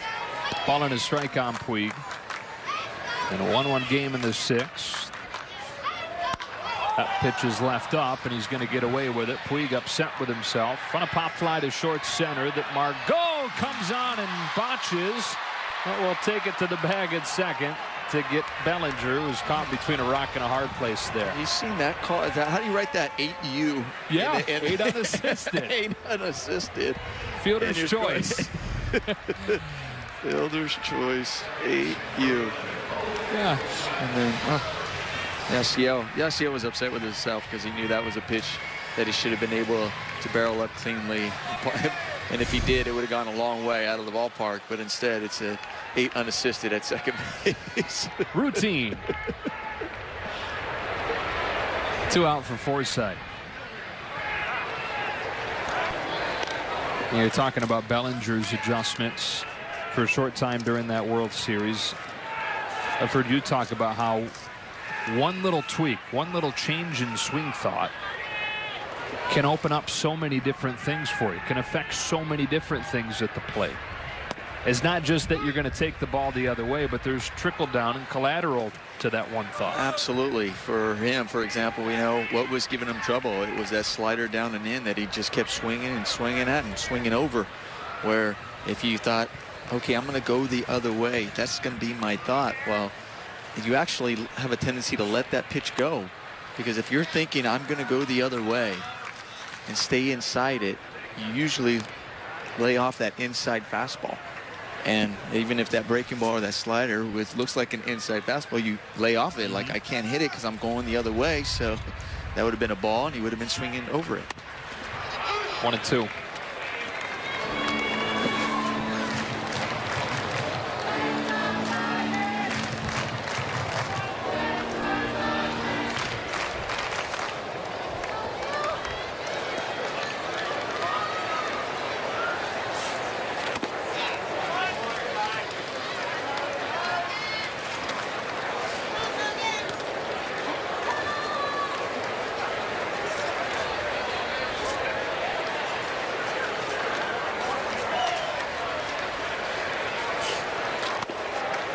Full count on Logan Forsythe.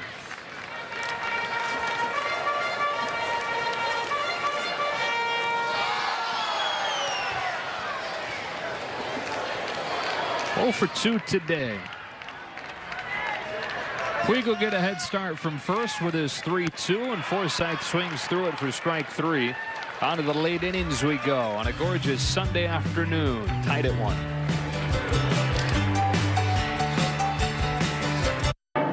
Prize addition to the Dodgers promotional schedule.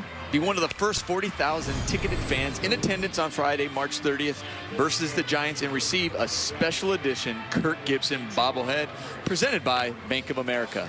Visit Dodgers.com/promotions. Yimi Garcia coming back from Tommy John surgery and making a push to make the roster. Somebody who was so reliable before those injury issues, and has shown some good stuff this spring. Moments ago, Alana Rizzo visited with Chris Taylor. Chris, as you guys get ready to finally head back to Los Angeles and get ready for the regular season, you have an opportunity for some more at-bats and some more time in the field. What do you want to get out of the final few days that we have here? Just keep playing good baseball. You know, I've felt pretty good the last couple weeks. You know, continue to prepare and get ready. You know, make sure we don't get content or relax these last couple weeks, and continue to go hard and yeah, just play good baseball. It's so difficult to emulate a real game that actually matters, but do you feel like you guys collectively are kind of where you're at as where you want to be as a team already? Yeah, I think for the most part we're feeling pretty good. You know, we got a lot of depth on this team, and a lot of guys are playing really well. I'm sure it's going to be a tough decision for Doc to come up with 25 guys, but you know, we feel really good with where we are. Mentioned the 25 guys, and when you arrived here at camp, you said this is the first time you've entered camp really having that secure position, and what a difference that can make for you. How have you approached spring training as you've gone throughout it, knowing that you're definitely on this team when you guys break camp? Yeah, really just be patient and not be too worried about results. You know, I feel like I've had some good at-bats. I've hit the ball hard and haven't always come up with hits, but you know, at the same time I realize batting average in spring training doesn't really mean anything, so trying to have good at-bats and just make the most of these games. I know that spring training results don't make any difference. You draw the walk, and then you have a hard liner to right field. Can you appreciate the fact that you're hitting the ball well, and you'll save the hits for the regular season? Yeah, that's really all you can do. You know, you can't. Sometimes they're just not going to fall, and all you can worry about is finding the barrel, and you know, hopefully they'll start to fall in the regular season. Appreciate your time as always, Chris. Thank you. Thank you. All right, guys. All right, Alana. Thanks to Chris Taylor for spending a few minutes on his way back to the clubhouse. Garcia gets a strikeout of Austin Hedges to start his outing, and now a big-time hesitation in the delivery to Carlos Asuaje. I swear to God, I looked at my monitor and thought, wait, did my monitor just freeze? That was a long pause from Yimi. Real speed. That's when you know he has balance. Yeah, it's one way to show it.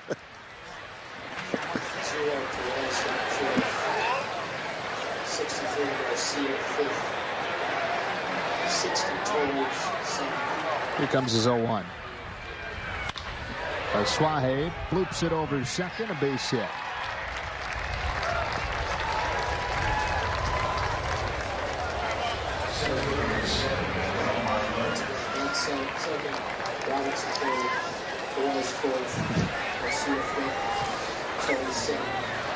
Just thinking about Asuaje with that hit. I mean, in Padres camp, they're talking about it possibly being a really good battle for second base between Spangenberg and Asuaje. And Asuaje might have the edge because he just hits. He's been hitting all spring. Add in another one right there. Getting Manny Margot to the plate. Looking at a strike and a slider from Garcia.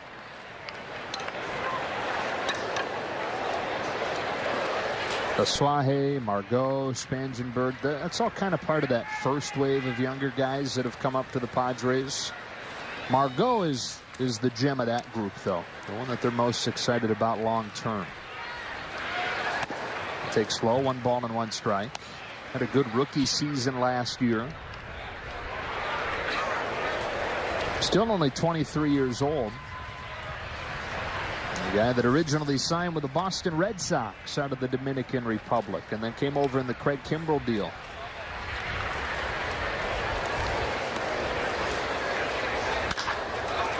Big bouncer that'll get through. Base hit for Margot.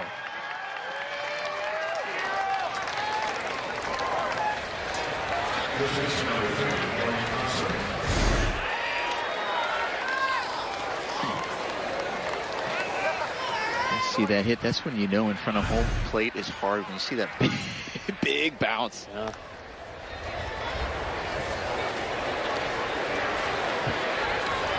The term Baltimore chop came from when they had a bunch of speedsters in Baltimore, and they used to harden the dirt in front of the plate and purposely hit the ball directly down to get these huge bounces, and they'd beat out all these infield singles. 2 on with 1 out. Here's Hosmer looking at a strike. And then on the flip side, when you have a sinker baller as your starting pitcher and he's pitching at home, they could soften the dirt a little bit at home so you don't get those big bounces. Groundskeepers can play a role behind the scenes. Of course, famously in Dodger Giant lore at Candlestick Park, watering down the area, softening the air with sand around first base to slow down Maury Wills and the Speedy Dodgers in the early 1960s.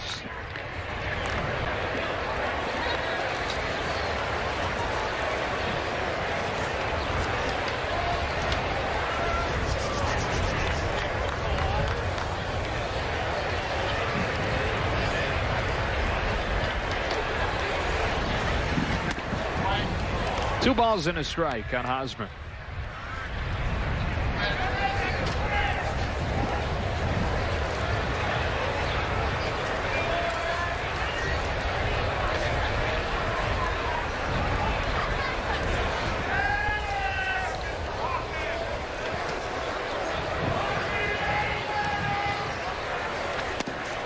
Three and one. You know, they watered down those base paths to try and slow Maury Wills. That was in response to how they felt the surface was at Dodger Stadium. Alvin Dark, the manager of the Giants at the time, thought, my gosh, this surface is hard. Like, this is really tilted in their advantage to try and make it a speedy surface at Dodger Stadium. And so the next time the Dodgers went north, that's what they found. Maury's Lake around first base.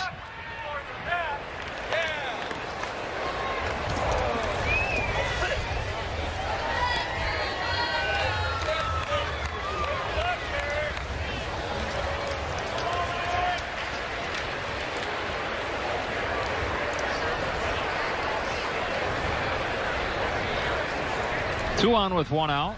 A pause in the delivery and a pitch low that loads the bases. So Garcia run into a bit of trouble here in the 7th. And Will Myers will bat with an opportunity to break this 1-1 tie.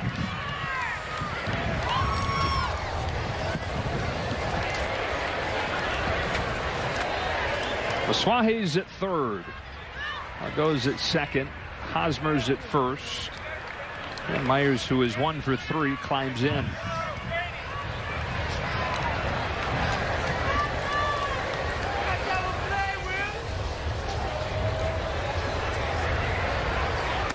Strike one. The Dodgers noticed right away at Candlestick Park that it was soft. I mean, it doesn't take you long to realize that something's a little out of whack. Why is it a first. different color right there? So they immediately told the umpire, who stopped the game and called the groundskeeper out. His name was Matty Schwab, and said, you got to fix this. He's behind it. 0-2 as Garcia looks for a big strikeout. Well, Schwab's lead assistant was his son, and Schwab told him to put so much water around first base that you could see it. So that was the first step to hardening it. They're going to put some more water and then tamp it down. Well, Schwab, the dad, then comes back out with his wheelbarrow full of what is supposed to be dirt to help harden it. Strike 3 call. Garcia sits down Myers. A big K with the bases loaded and 2 away. Only the wheelbarrow's full of his dirt concoction that he used in the first place with a bunch of peat moss and sand, and they fixed it, right? But it remained soft, and they played on. And the Giants that weekend in San Francisco won 3 of the 4 games as they took away the Dodgers' biggest strength. It's up to Spangenberg. Whoever played first base over there for San Francisco is like, well, thanks a lot, because yeah, right. I don't know what kind of hop I'm going to get over here. Spangenberg with a hot shot at second base. Moises Perez, fresh into the game, picks it off and throws him out. Garcia able to wiggle out of a jam and keep it tied as we stretch. Junior. It's been a fun day here in Glendale. Tied at 1 to the bottom of the 7th. Austin Barnes' day is finished, and so he stopped by with a line. Austin, it's always nice when you get to catch Clayton Kershaw. He seems that he's ready to go for the season. He said he had that fastball command, and like the way that he was throwing his slider today. What did you notice? Yeah, he executed a lot. He had that slider going pretty good. I know that was a little issue for him early in the camp, but I think he really put that past him. He's throwing some really good pitches. I asked him this. I said, how soon do you know when the ball's coming out of your hand that it's not going to locate where you want it to? Because he always has those grunts on the mound. He didn't have a great answer. Do you know when he knows? I think he knows if it's a ball out of hand, and he's such a perfectionist that I think he shows it sometimes, and he shows his motion, but that's what makes him so great. How has it been for you being able to get into the rhythm now, obviously behind the plate for several games, throwing to bases and the whole deal? Yeah, it's good. It's there's nothing like game action, so it's definitely a benefit to be out there with the guys and see what the pitchers are doing in game. You guys have about a week and a half left, week and change left before it actually matters. What's next as far as checking off the box for you? Yeah, just keep going with the pitchers, getting comfortable behind the plate and in the box. You are a man of few words, Austin Barnes. Best of luck this season. Thank you, Juan. Well, isn't it funny, though, Omar, kind of back to our conversation earlier about feel and guys not wanting to discuss the finer things as far as mechanics go. Kershaw didn't really want to talk about that question about how soon he can feel that it's not a good pitch, and Barnes said right away, I'm sure he can feel it right out of the hand. But it goes back to what you were talking about. You don't want to get into that part of the brain. You don't want to be thinking about that question so much. Okay, when do I? Because then you're going, okay, when do I actually know? And then, you just don't. You start playing. You play head games with yourself just by some of those questions. But Kirby Yates pitching right now. Hernandez chasing 2-2. Came over from the Angels and a pretty good year for San Diego.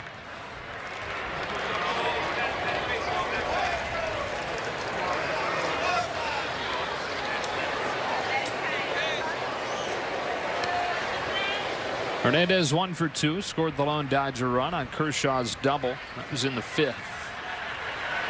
On a 2-2, it's ball 3.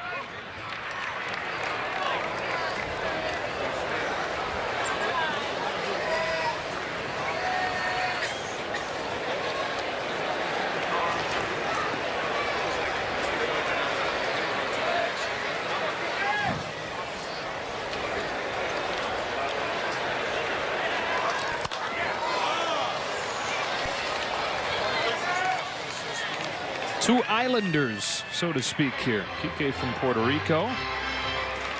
Kirby Yates is from Hawaii, the Garden Island, Kauai. One of 2 Yates brothers that has reached the major leagues. His older brother Tyler bounced around for a few seasons. Yates with another 3-2, and Hernandez pops up an elevated fastball. Hedges near the screen, just out of range.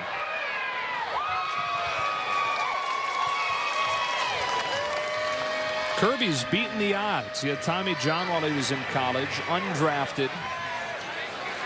And like his brother, bounced around, but for Kirby, it was bouncing around a lot in the minors.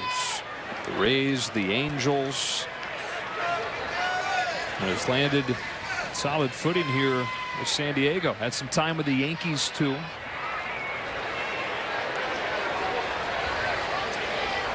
Here comes another payoff. Hernandez chases. He won't be happy with that at bat. 1 away in the 7th.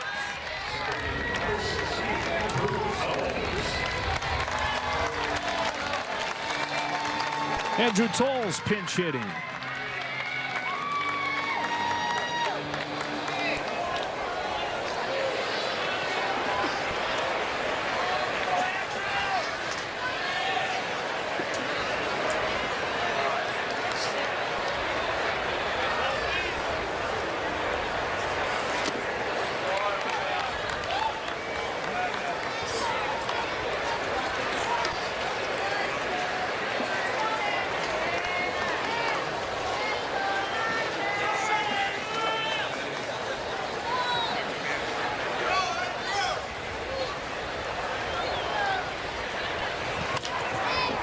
One ball, one strike.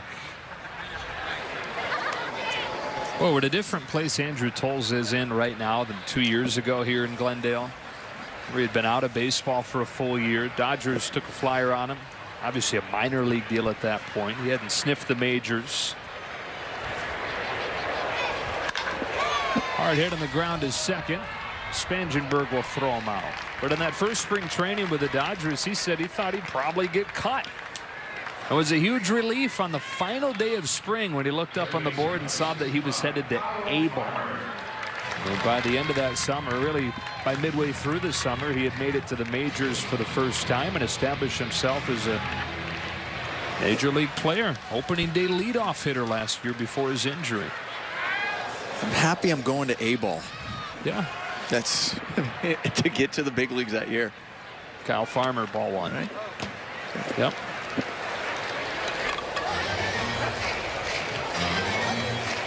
Probably moments like that guys can look back on when things are tough and going through a major league slump. Think back to a moment like that when you were just happy to be on any team.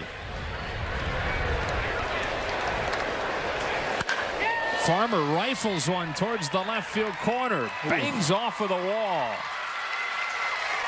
Boy, his barrel has been busy this spring. Another extra base hit for Kyle Farmer. Squaring it up.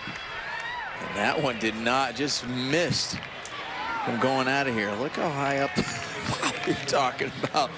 Maybe a foot to 2 feet higher, and that's out of here. It was hit on the line. They pitch run for him. Boy, sure does have a good sound coming off Farmer's bat right now.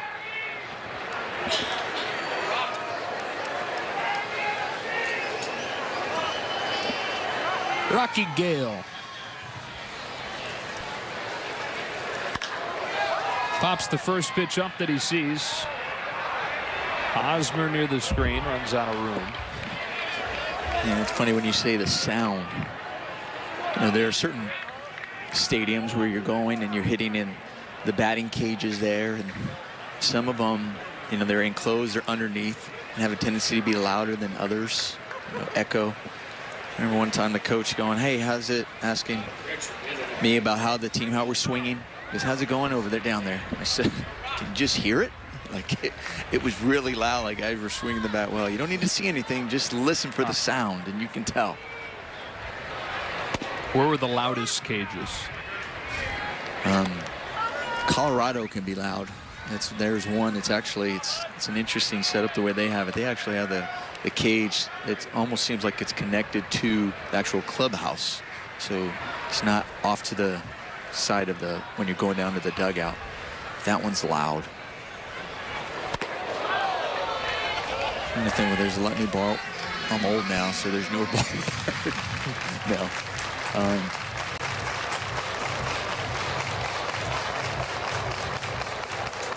It could get loud when Chicago used to have the batting cages out in center field. Yeah, under the bleachers. Yeah, under the bleachers.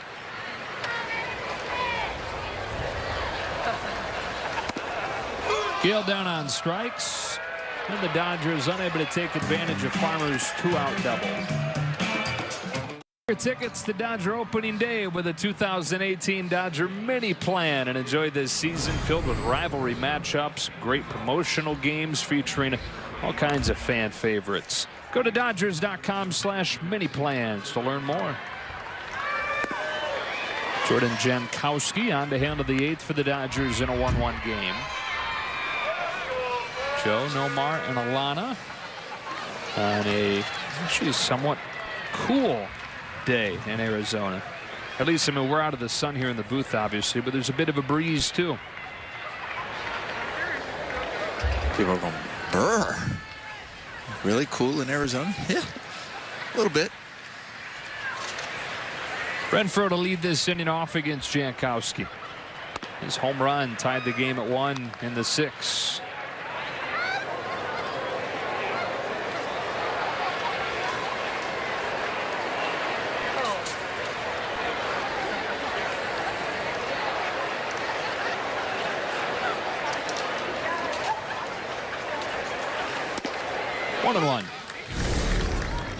And here is that home run in the 6th. I mean, you saw the catcher having to reach for that ball out of the zone, and he's still able to square that ball up and drive it to center field.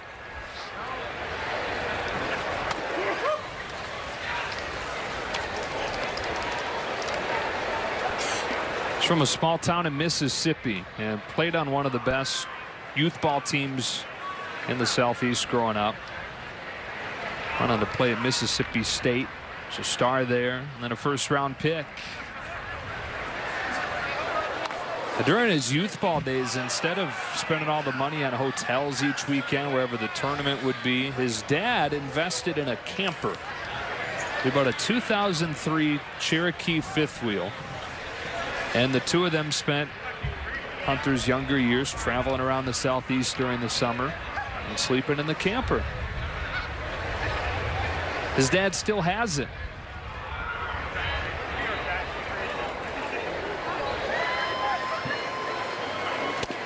Down swinging here. How close did they get? Well, his dad was his best man in his wedding. Oh, that's awesome.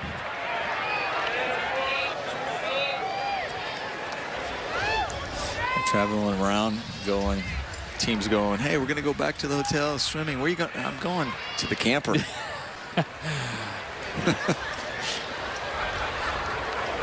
Ball one on Chase Headley.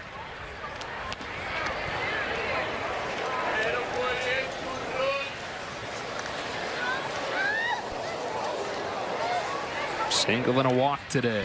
On base percentage around .500 this spring. Jankowski got in on him. A ball and a strike.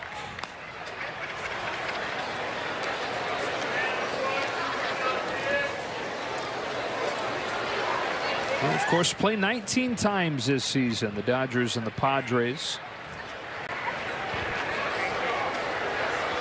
First games together will come in mid-April.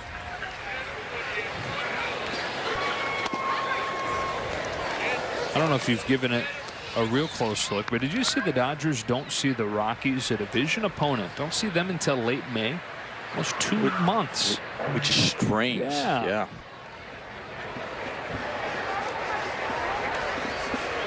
A 2-1. Headley watches it fall in there for a strike. 2-2.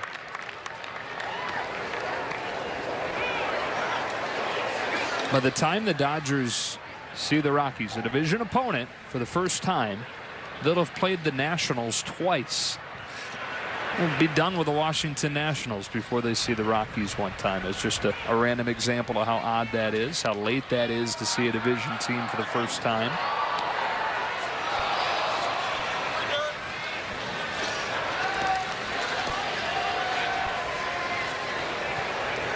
These two teams are going to play a series in Mexico at the end of April.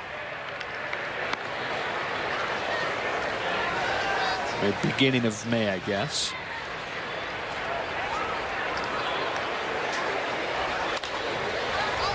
A pop-up and a long way to go for Errol Robinson, who runs it down in foul territory. 2 out.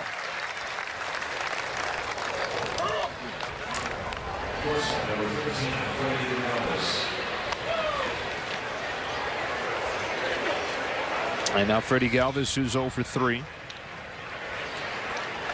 Got his number with the Padres, number 13. It's what he wore all those years in Philadelphia. In honor of his idol, as so many guys that grew up in Venezuela would say, Omar Vizquel.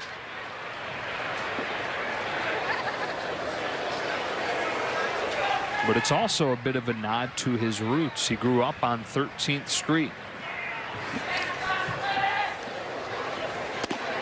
Breaking ball, strike 1. That's how they split the teams up when he was growing up, too. So he was on the 13th Street team.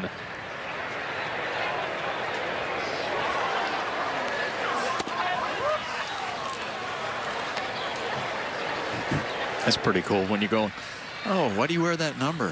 Favorite player? Nope. Street I grew up on.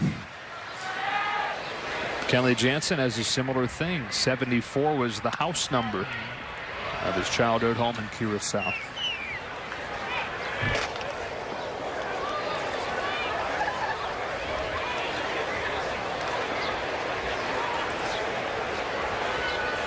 A 2-1 to Freddie Galvis. In there for strike 2. And a chance here for Jankowski to work a 1-2-3-8 and a tie game.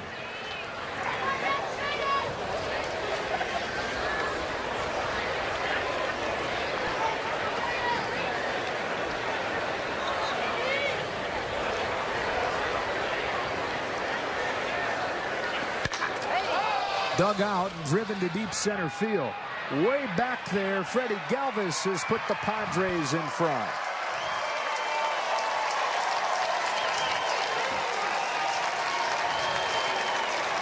A 2-1 San Diego lead and a pair of solo home runs today. One from Renfroe, and now Freddie Galvis goes deep. Running that ball down and away, and actually the ball was headed there. It just got a little bit too much of the plate, but you saw the way the catcher was set up, wanted it there. Galvis just did a better job staying on it.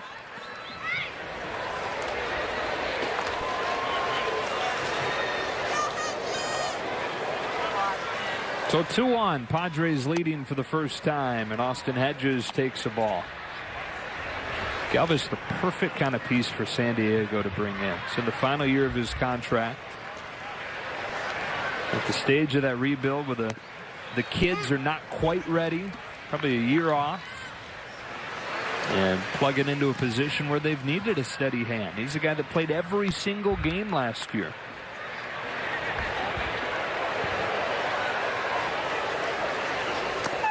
Hedges swings and misses, 1-2.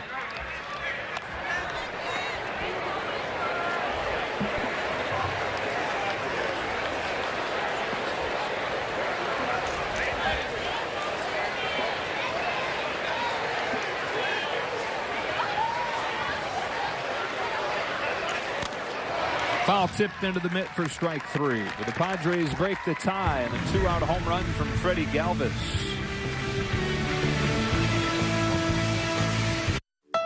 The game today. Clayton Kershaw, 5 more shutout innings on the mound. He struck out 8. Was in command all afternoon, and he drove in the only Dodger run of the day with a double in the 5th. Running the bases, squaring the ball up, throwing strikes. That's a complete day. And he went in the bullpen and continued throwing. For good measure. Yeah. Right. Jordan Lyles to handle the bottom of the 8th for San Diego.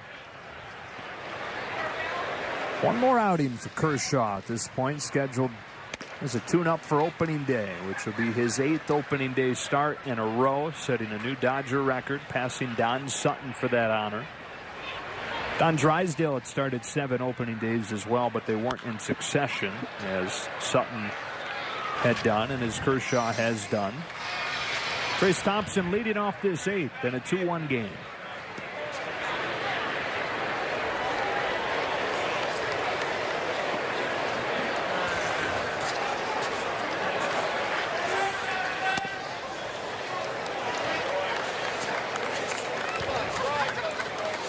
You're 1 for 1 on trivia today. Clayton Kershaw and pitcher-related trivia. Yeah, so don't ask me another one. Let's stay right there. I'm going to put you on the spot. 2 and 2. Great. Double or nothing, no, Mark. Nope, I'm out. Last Dodger pitcher other than Clayton Kershaw to start an opening day game. Oh, man. Thompson hits a high fly ball, but foul. That was probably, I might have been in that game. 2010. No. Yep. So, wasn't, let's see. Padilla? Oh my gosh, you're 2 for 2. What a day. And I promise you folks at home, I'm not feeding him these answers. I didn't look it up either. I'd prefer to stump him. You can't look it up. Our internet doesn't I can't, work. right. Yeah, Vicente Padilla, 2010. Last non-Clayton Kershaw to start opening day for the Dodgers. Thompson can't lay off. Sharp breaking pitch from Lyles, and he's the first out of the 8th.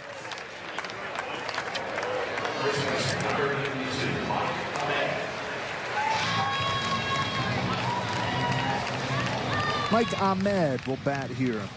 Seen some time in Cactus League games for the Dodgers. It's the younger brother of the Diamondback shortstop, Nick Ahmed.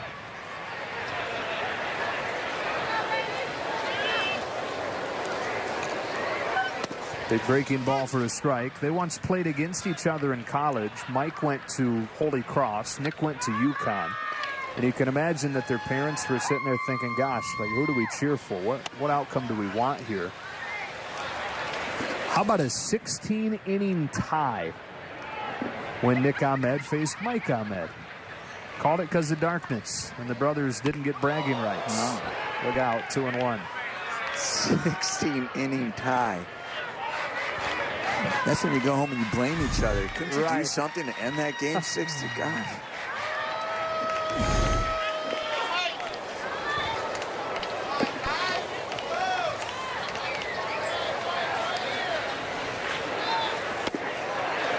Two balls, 2 strikes. So I only got to play in the same game with my brother one time. There's an age gap between my brother's 10 years younger than I am. So it was a professional game and spring training. And we were in Vegas. It was in Vegas. So, you know, you're going Vegas, all right, because you don't play many games over there in spring training. So you had an opportunity before you head out and start the season. So they're in Vegas, everybody, and it goes into extra innings. And you're going, great, we're in Vegas. There's time to enjoy Vegas. And the game goes into extra innings. And my brother wins it with a walk-off hit against our team. And our team is going, tell your brother, great job. So we can go with that. Yeah. Yeah, first hand on us tonight. Yeah. 3-2 on Ahmed.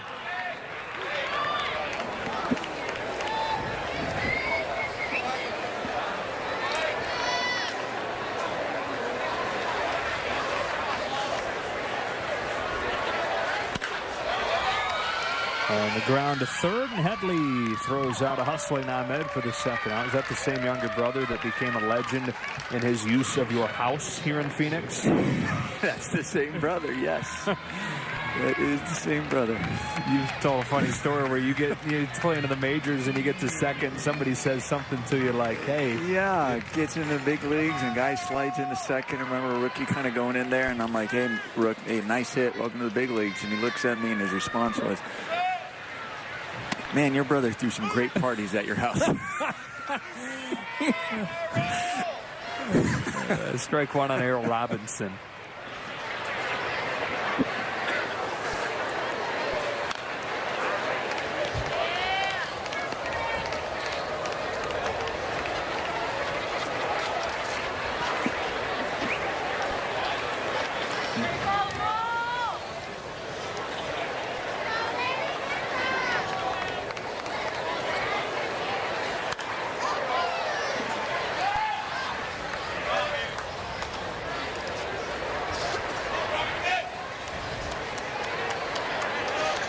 Brother was so disappointed when I got rid of that house. Sounds like much of the league was. There was a lot more than just him. Lyles works a 1-2-3-8. On to the ninth we go. Padres in front 2-1. Great day to be out here at the ballpark. Padres in front of the Dodgers 2-1. And one last time we welcome you inside. One last time we welcome you inside here at Camelback Ranch, because the next time we see you is going to be for, I guess it won't be the regular season yet, but back at Dodger Stadium for the Freeway Series, not too far off. No, pretty exciting. I mean, listen, we got a beautiful day here, and I guarantee you it's going to be a beautiful day opening day. It's always the safe bet. Right? Strike one on Travis Jankowski. Jankowski against Jankowski.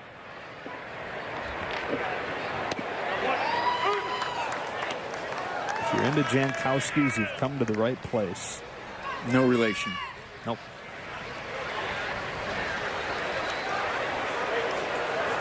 Who knows? That we know of. Yeah, that we know they of. Might not even know.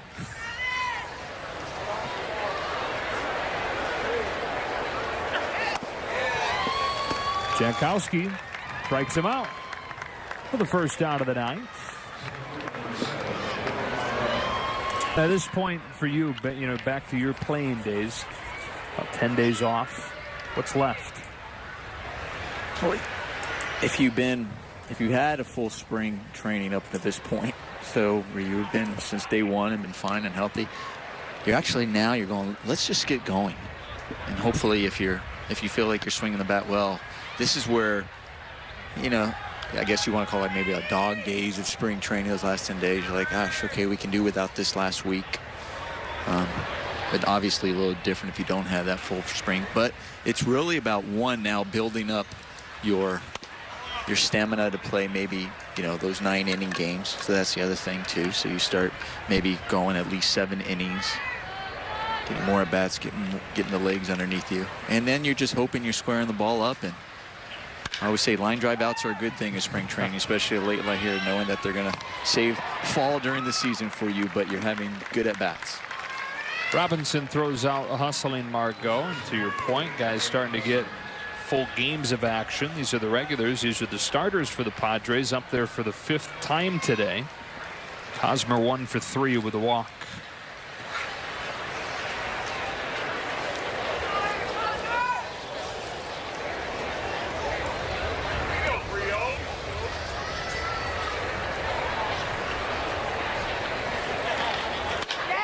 Slashes the first pitch that he sees, foul. Had a career year last year, Eric Hosmer did, during this contract that he signed.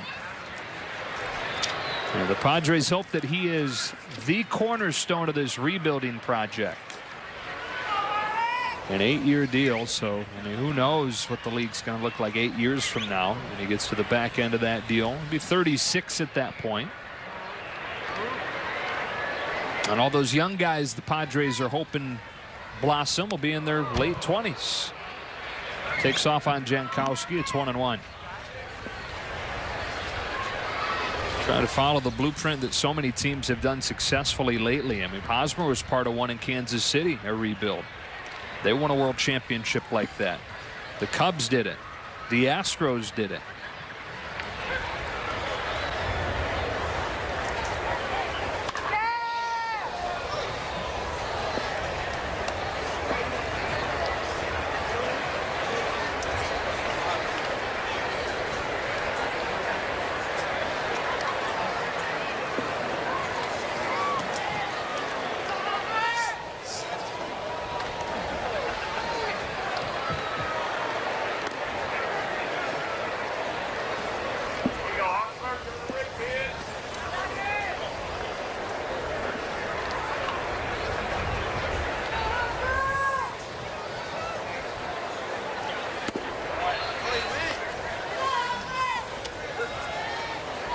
It was scoreless through 4 innings today, through 4.5 when Clayton Kershaw collected an RBI double.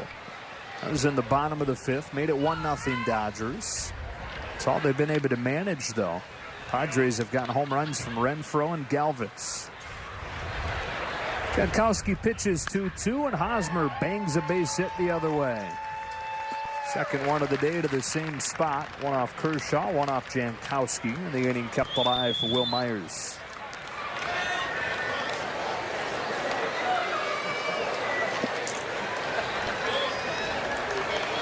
Myers is another guy who's signed long-term. Second year of a franchise record deal at the time. Signed a 6-year, $83 million deal. And so he's signed through his mid-30s like Hosmer is. Hosmer takes off. It's thrown down, and they got him. Rocky Gale with a nice play to finish off the inning. Last chance for the Dodgers coming up. Down a run.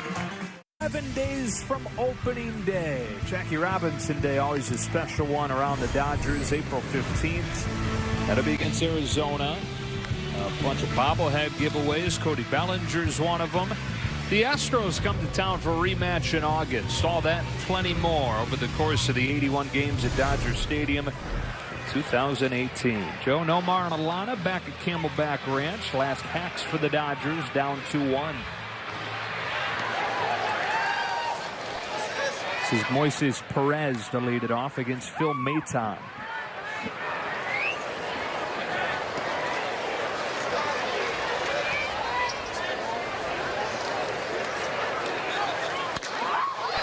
Perez goes after the first pitch and flies it to center for the first out.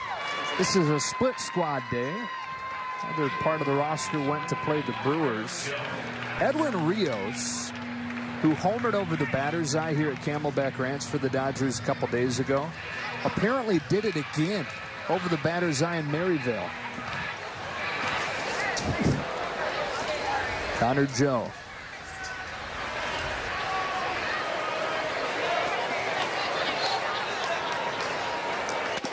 I always say when you're young, you want to leave an impression for them to. The big guys are looking at you. That's going to leave an impression.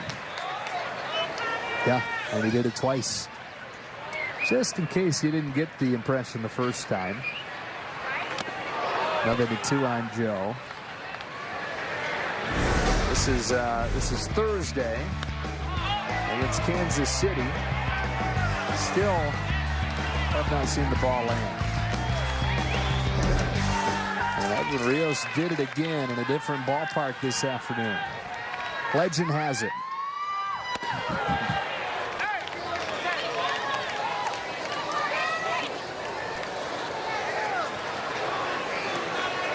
A week from Thursday, Clayton Kershaw, Madison Bumgarner. Opening day from Dodger Stadium. That'll be exclusively on ESPN, by the way. So tomahawks one into left center. Galvis backing out there, and he's called off by Will Myers. Still have pregame and postgame on Sportsnet LA. Oral and Alana and myself will be with you for the game broadcast for the first time, day 2 of this season.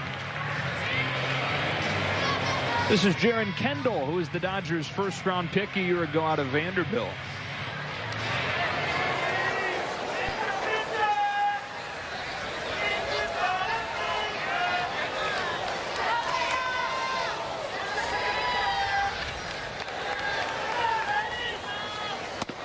It's a great program there in Nashville. Vanderbilt Commodores. Of course, Walker Buehler, the year before that, was the Dodgers' first-round pick. Also from Vandy. Produced guys like David Price, Sonny Gray.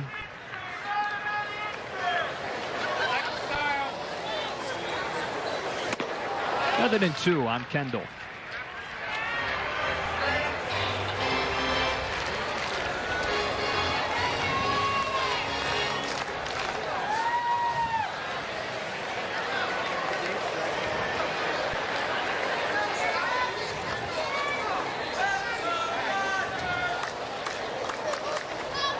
Maytown trying to work a quiet 9th inning with a 2-1 lead. His 0-2 is on the corner to finish off Kendall and the Dodgers on this Sunday afternoon.